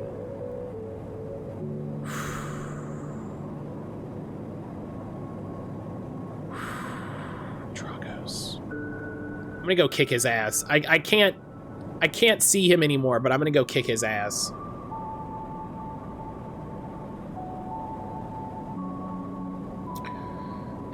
Eshe cuts in. Have you noticed anyone watching you? Any drones like this? Anyone following you up to the Briar? Yeah, I've seen this drone. Following you? I met its owner. Eshe pauses for a while, peek looking between the two of you. Explain, Sleeper, Eshe says quietly. Yeah, tell him about Helene. You explain that you met with Helene at the cordon and tell Eshe and Peek about what she told you. That the Havenage Council are debating lifting the quarantine, but they're blocked by the hardliners. You speak faster and faster before you can finish. Eshe walks away in anger, comes back again, her eyes burning. Yeah, she's not gonna like that. What is this, Sleeper? Have you done it? Oh, don't get mad at me just because I listened to what she said. I didn't say I agreed with her. Come on. Have you understood nothing from what we've told you? She paces. Yeah. Okay. This is annoying because, like, I didn't say that I agreed with them. I'm like, here's what happened. That's annoying.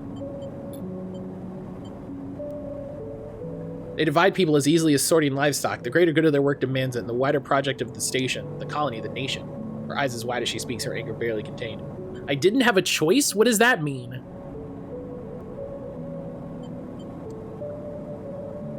I didn't have a choice? What choice? Like, I'm not going to say she wants to help because I'm not defending Helene. What is that? I didn't have a choice.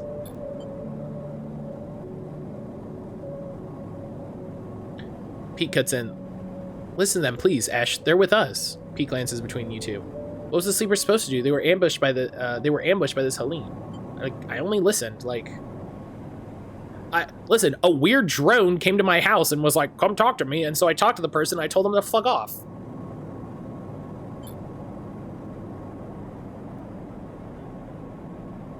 Admitting our role in this plot. We didn't have a role in the plot. Like, we very specifically told Helene to fuck off. Let me tell you something, Sleeper, Eshe says, her rage hardening to pain. This is because her mom is Hawthorne's administrator. That's a thing to remember. That's a thing to remember. Eshe's mom is the administrator of Hawthorne. When people become administrators, they give up something, some part of being human. Being an equal among others goes away. They start talking about the greater good, the systems, the ways in which their hands are tied, or their process is compromised. My mother was the administrator of Hawthorne, and I'd seen what it did to her. That noble, higher calling, it's toxic. People should never have the chance to decide the fates of others, and those that do so at the cost of their humanity. Peek tries to cut in, but Eshe holds up a hand. Don't start, Peek. Don't ask me to be reasonable or calm down. Thousands of people are desperate out there. Being reasonable will only prolong their suffering. Yeah, you're right. Eshe doesn't move for a moment and lifts a hand to rub her temples. She goes to say something, then stops.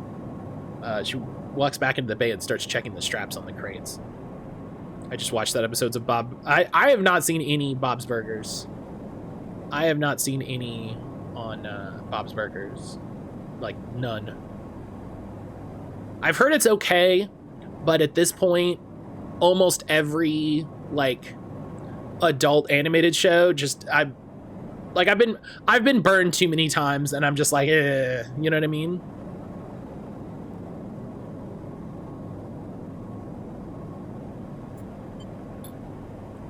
I'll make the run. She yanks on a strap. No more distractions. She yanks on a strap. She gets strapped. She's ready to go.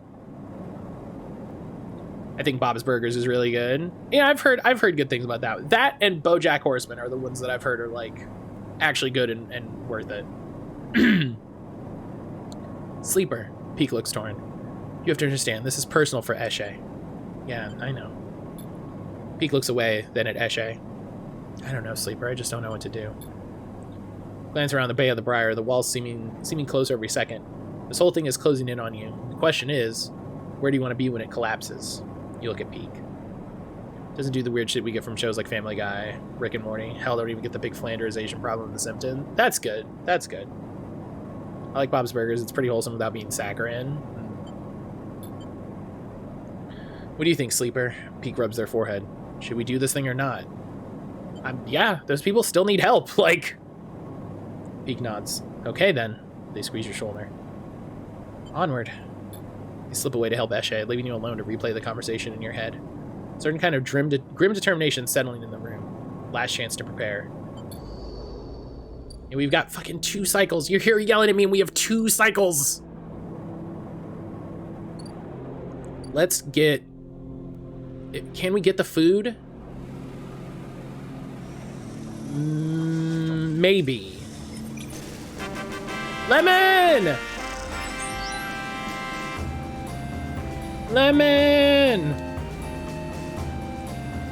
Yeah, get the food. Yeah, I have to get the food and Lemon arrives. Perfect timing.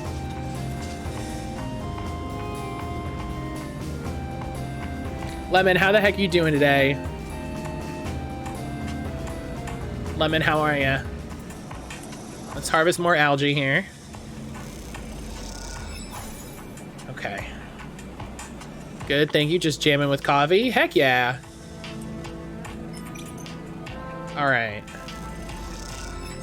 Yeah, no matter what, that it causes algae. Okay. Okay. Okay. Okay.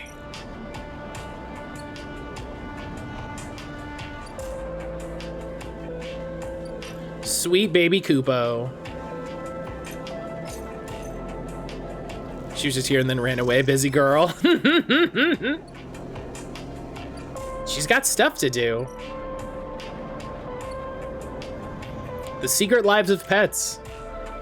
We're just like, what do you do all day? All right, what do we got to do? We did this.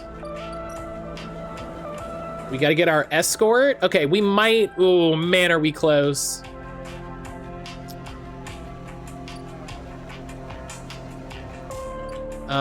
Here's a question.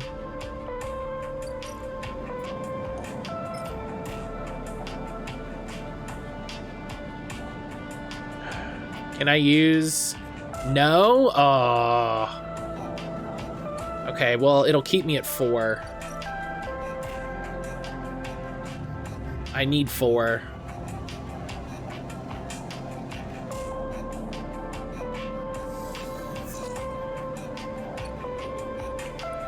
All right. Oh my goodness.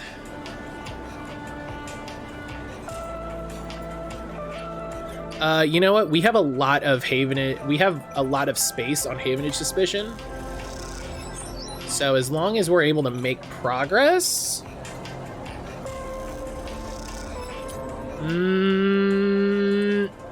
No, I don't. Listen, I'm not using a 2.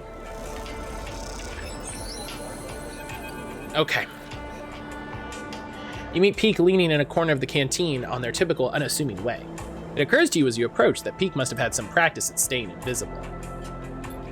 All good? They look up from their slate. That crew you were talking to. They nodded the group leaving the canteen. Will they join us? That's what they say. You aren't sure? Peak looks back at them as they disappear in the corridors of the installation. Looks like we'll have to take them at their word either way. Peak beckons for you to follow as they peel off the wall and head out into the walkway overlooking the cordon. Glad you were here to talk them into it. I never had much of a way with people. Peak smiles and looks away quickly as you walk. You and Eshe seem to do okay. Peak lifts their, Peak laughs their light and easy laugh. Eshe's not really like other people, which you've probably noticed. If only everyone was like Eshe. They fade off, something drawing their attention. What I mean is people have caused me a lot of trouble. I've had people hate me without knowing anything about me. They tuck their hair behind an ear. I'm sure you know the feeling. They tend to ignore me. That sounds nice. Peak laughs a little. They lead you around a corner, heading back to the main cordon accessway. I appreciate you coming in and helping us out on this, Sleeper. Talking to the crew and, well, you know. Maybe after this wild plan is done, we can talk properly. They keep looking ahead, and you realize they're nervous. Yeah, I'd like that. Peak smiles, looking down at their feet. Settled then, they say to the floor. I better report the news to Eshe. We have ourselves a tug escort. Peak stops in the intersection. See you soon, Sleeper. And please, take care. And with that, they drift away, their head down, their gait changing as they do, their practice invisibility shrouding them like a cape. Okay. I don't know if we're gonna be able to get... We're so close! Come on. Yeah!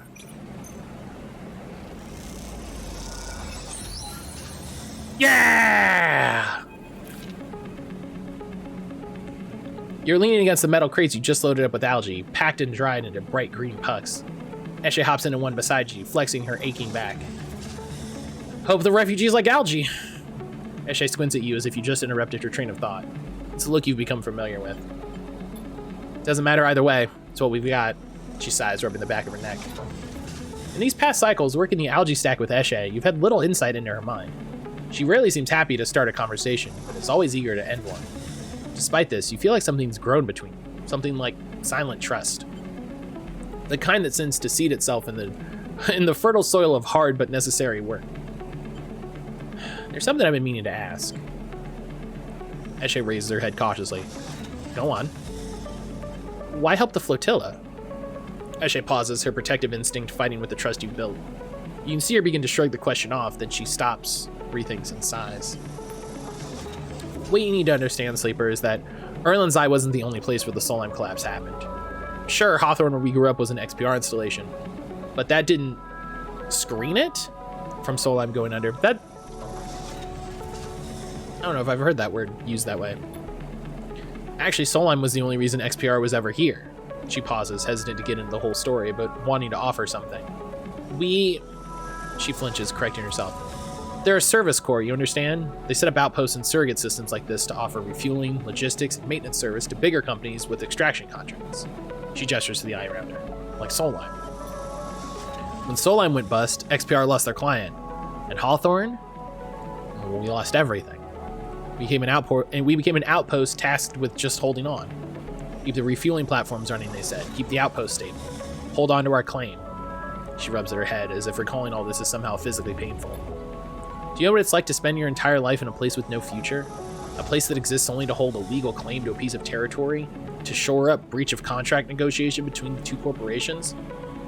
It's like living in a... She searches for a word, her eyes jumping back and forth. In a grave. She clenches her hands. So if you're looking for an answer to why if you're looking for the answer to why questions, that's your answer. We, Peek and I, know what it's like to be forgotten, to be locked out. She stares hard at the side of the stack, the algae whirling against the glass in beautiful patterns, and doesn't look away. The silence extends, and you realize the conversation is over.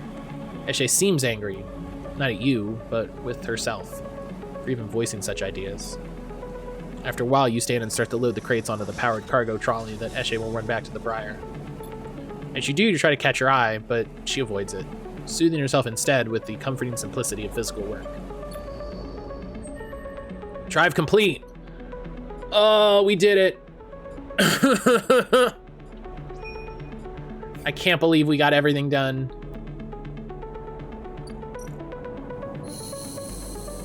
Oh, just in time. Just in time.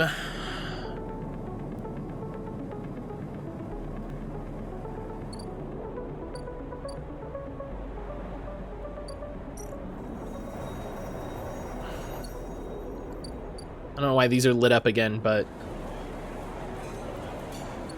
maybe it's just to be like, hey, listen! Yeah, we did everything. Okay. Tomorrow we do it.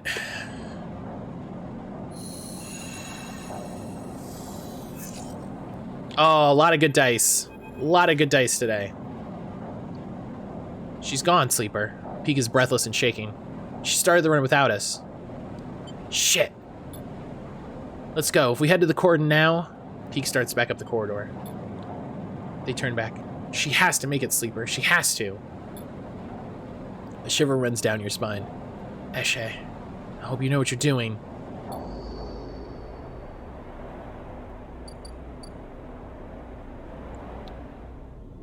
I, too, am starting work. Newsbears, I hope work goes well. Kira, I'm sorry you're crying.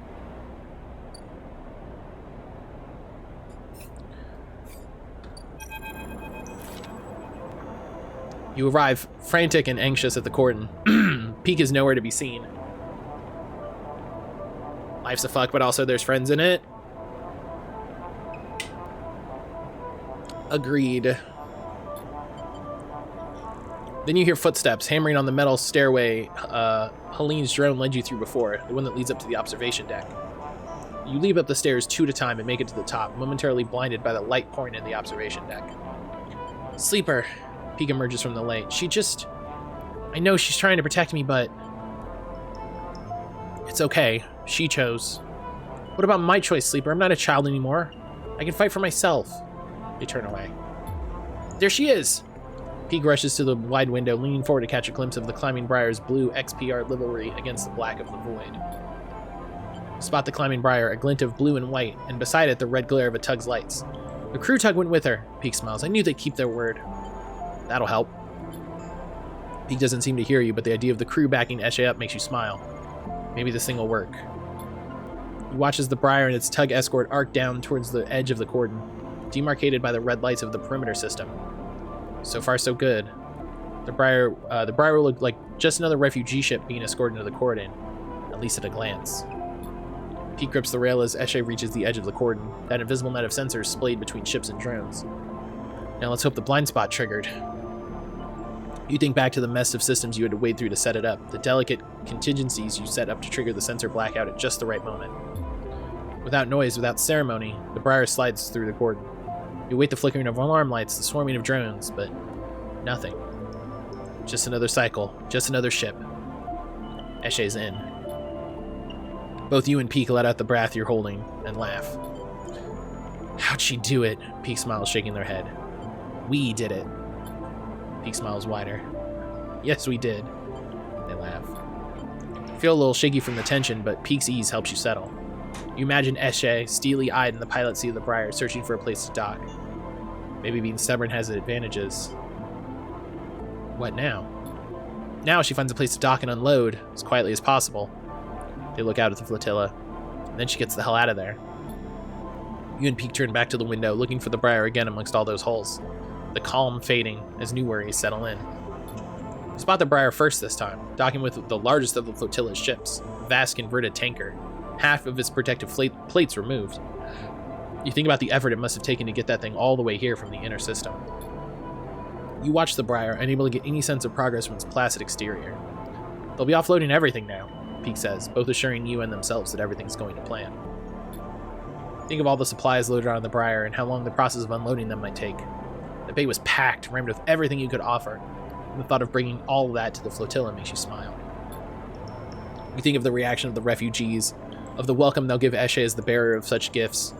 You even imagine a smile from Eshe as she's showered with thanks. You focus on that as you watch the Briar, and continue the nervous wait for it to finish unloading. It's breaking off. Peek points to the Briar, and you see the puff of air and dust that accompanies an emergency depressurization. Eshe must have ended things early, but why? Then you see them, the tugs closing in on the Briar. Havidas must have spotted the ship. You and Peek are up against the window again, willing the Briar a safe path out of the flotilla. Suddenly, the Briar shifts in space, a blue blur between the two holes. Peek whistles. Look at that! They smile at you. Looks like those upgrades we put together work. You watch as Eshe cuts through the crowded flotilla, the tugs not daring to follow her dangerous path and peeling away. It's hard to keep track of the Briar, and suddenly both you and Peek are searching the black for a sign. Where has she gone? Then all of a sudden she's out, blue against the black, pulling away from the cordon on a wide arc back towards the station. Clean run. Peek cheers and smiles at you. We did it! She's out! They beam uncontrollably at you, the tension released. You find yourself smiling too, smiling at these two beautiful idiots in their beautiful ship. Then Peek is hugging you, squeezing with all the nervous energy that had been building. Oh, thank you, Sleeper. We did this together. They step back, still smiling. We did something. Come on, they rush out of the observation deck. Let's meet her. I'm sure everything will be fine. Drive complete. Ooh. Yes. Poach a problem head on. We've grown. Helene snitched, of course. Oh, yeah. You and Peek rush into the Briar, finding yourselves in a now empty bay. The change is a reminder of what you've achieved, and looking around, you feel all the more satisfied. A hiss sounds at the far end of the bay, and Eshe enters, looking exhausted. Peek runs up to embrace her, but she sits down on the bay floor before they reach her. You did it, they sit beside her. Eshe, you were incredible. She smiles a small smile at this, laying her hand on Peek's shoulder. You suddenly feel like you're intruding, seeing the two of them like this, quiet and content. Sleeper, Peek calls, come on over. Cross the bay and sit beside them on the hard metal floor. Eshe, Peek asks, did you give the flotilla our chairs? They both burst out laughing at the ridiculousness of it all, at the exhaustion and the worry and everything else. You laugh too. It's impossible not to. And after a while, you all come to a stop. Peek wiping their eyes and Eshe shaking her head. You would have loved to see it, Sleeper, Eshe says quietly. The welcome I got. They came to greet the ship once I docked, to offload the supplies. I told them I was coming, of course, as soon as I got inside the cordon. But there's so many.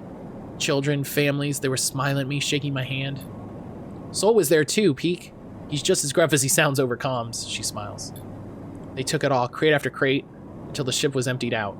Eshe looks away. But there were so many, and even with everything we managed to bring, they needed more. It made me promise I'd try to come back. Eshe. Peek shakes her head. Peek shakes their head. You know we can't do that twice. Eshe stands up. What are we supposed to do? Wait for them to lift the quarantine? She's angry again, that familiar tension rising in her voice. Peek tries to pull her back down. Shh, sit. Eshe, rest. You've done enough for today. Don't, Peek. I know my limits. Eshe hardens. Okay, well, seeing as they didn't catch you, maybe they will lift it. They know the flotilla poses no danger now. If they account for the extra load on the life support... Eshe walks away towards the ladder that leads up to the upper part of the ship. I need to rest, Peek. She holds up a hand. Sleeper? Then she limps up the ladder step by painful step. I'm afraid if you were expecting a change in Eshe's demeanor, Peek smiles at you. It's okay. Let her rest. Peek nods. I think I need some rest too. They put a hand on your shoulder and get up from the floor. We couldn't have done this without you, Sleeper. And I know those in the flotilla will thank you too. Go rest. Peek goes up the ladder too, leaving you alone in the metal floor of the bay. Your thoughts drift to all those people on the flotilla, sleeping and sitting on metal floors like these. Children, families, playing in cargo bays and repurposed fuel tanks. You know their story isn't over yet, and you look forward to meeting them. The quarantine will lift. You feel more sure of this fact every moment, even though you aren't sure why. You lie back on the metal and stare at the ceiling. Was it Fang told you... What was Fang told you, Erlin said? The eye opens for us all? Maybe the old guy was right. A home for the lost. You like the idea of that. Maybe in time you can help make that a reality. But something's bothering you. A sliver of a thought like a splinter you can't extract. Why are thousands of refugees coming here now? People abandon their homes for nothing? What wave is rushing through the system? And when will it reach the eye?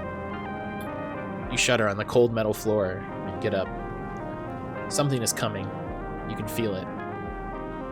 This isn't over. Well, there we go. The Cordon. Episode Flux complete. The first part of the flotilla story is complete. Episode Refuge begins when the cycle clock below is filled. Good luck! Give me a hell yeah! Hell yeah! What? Good luck. I don't like good luck. I don't like good luck.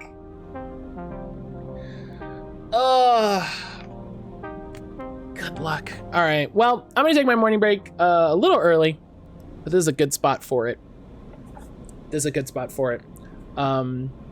I'm gonna go get a snack, refill my water, all that good stuff. Walk Josie. We make our own luck around here. But yeah, I'll be back in a little bit.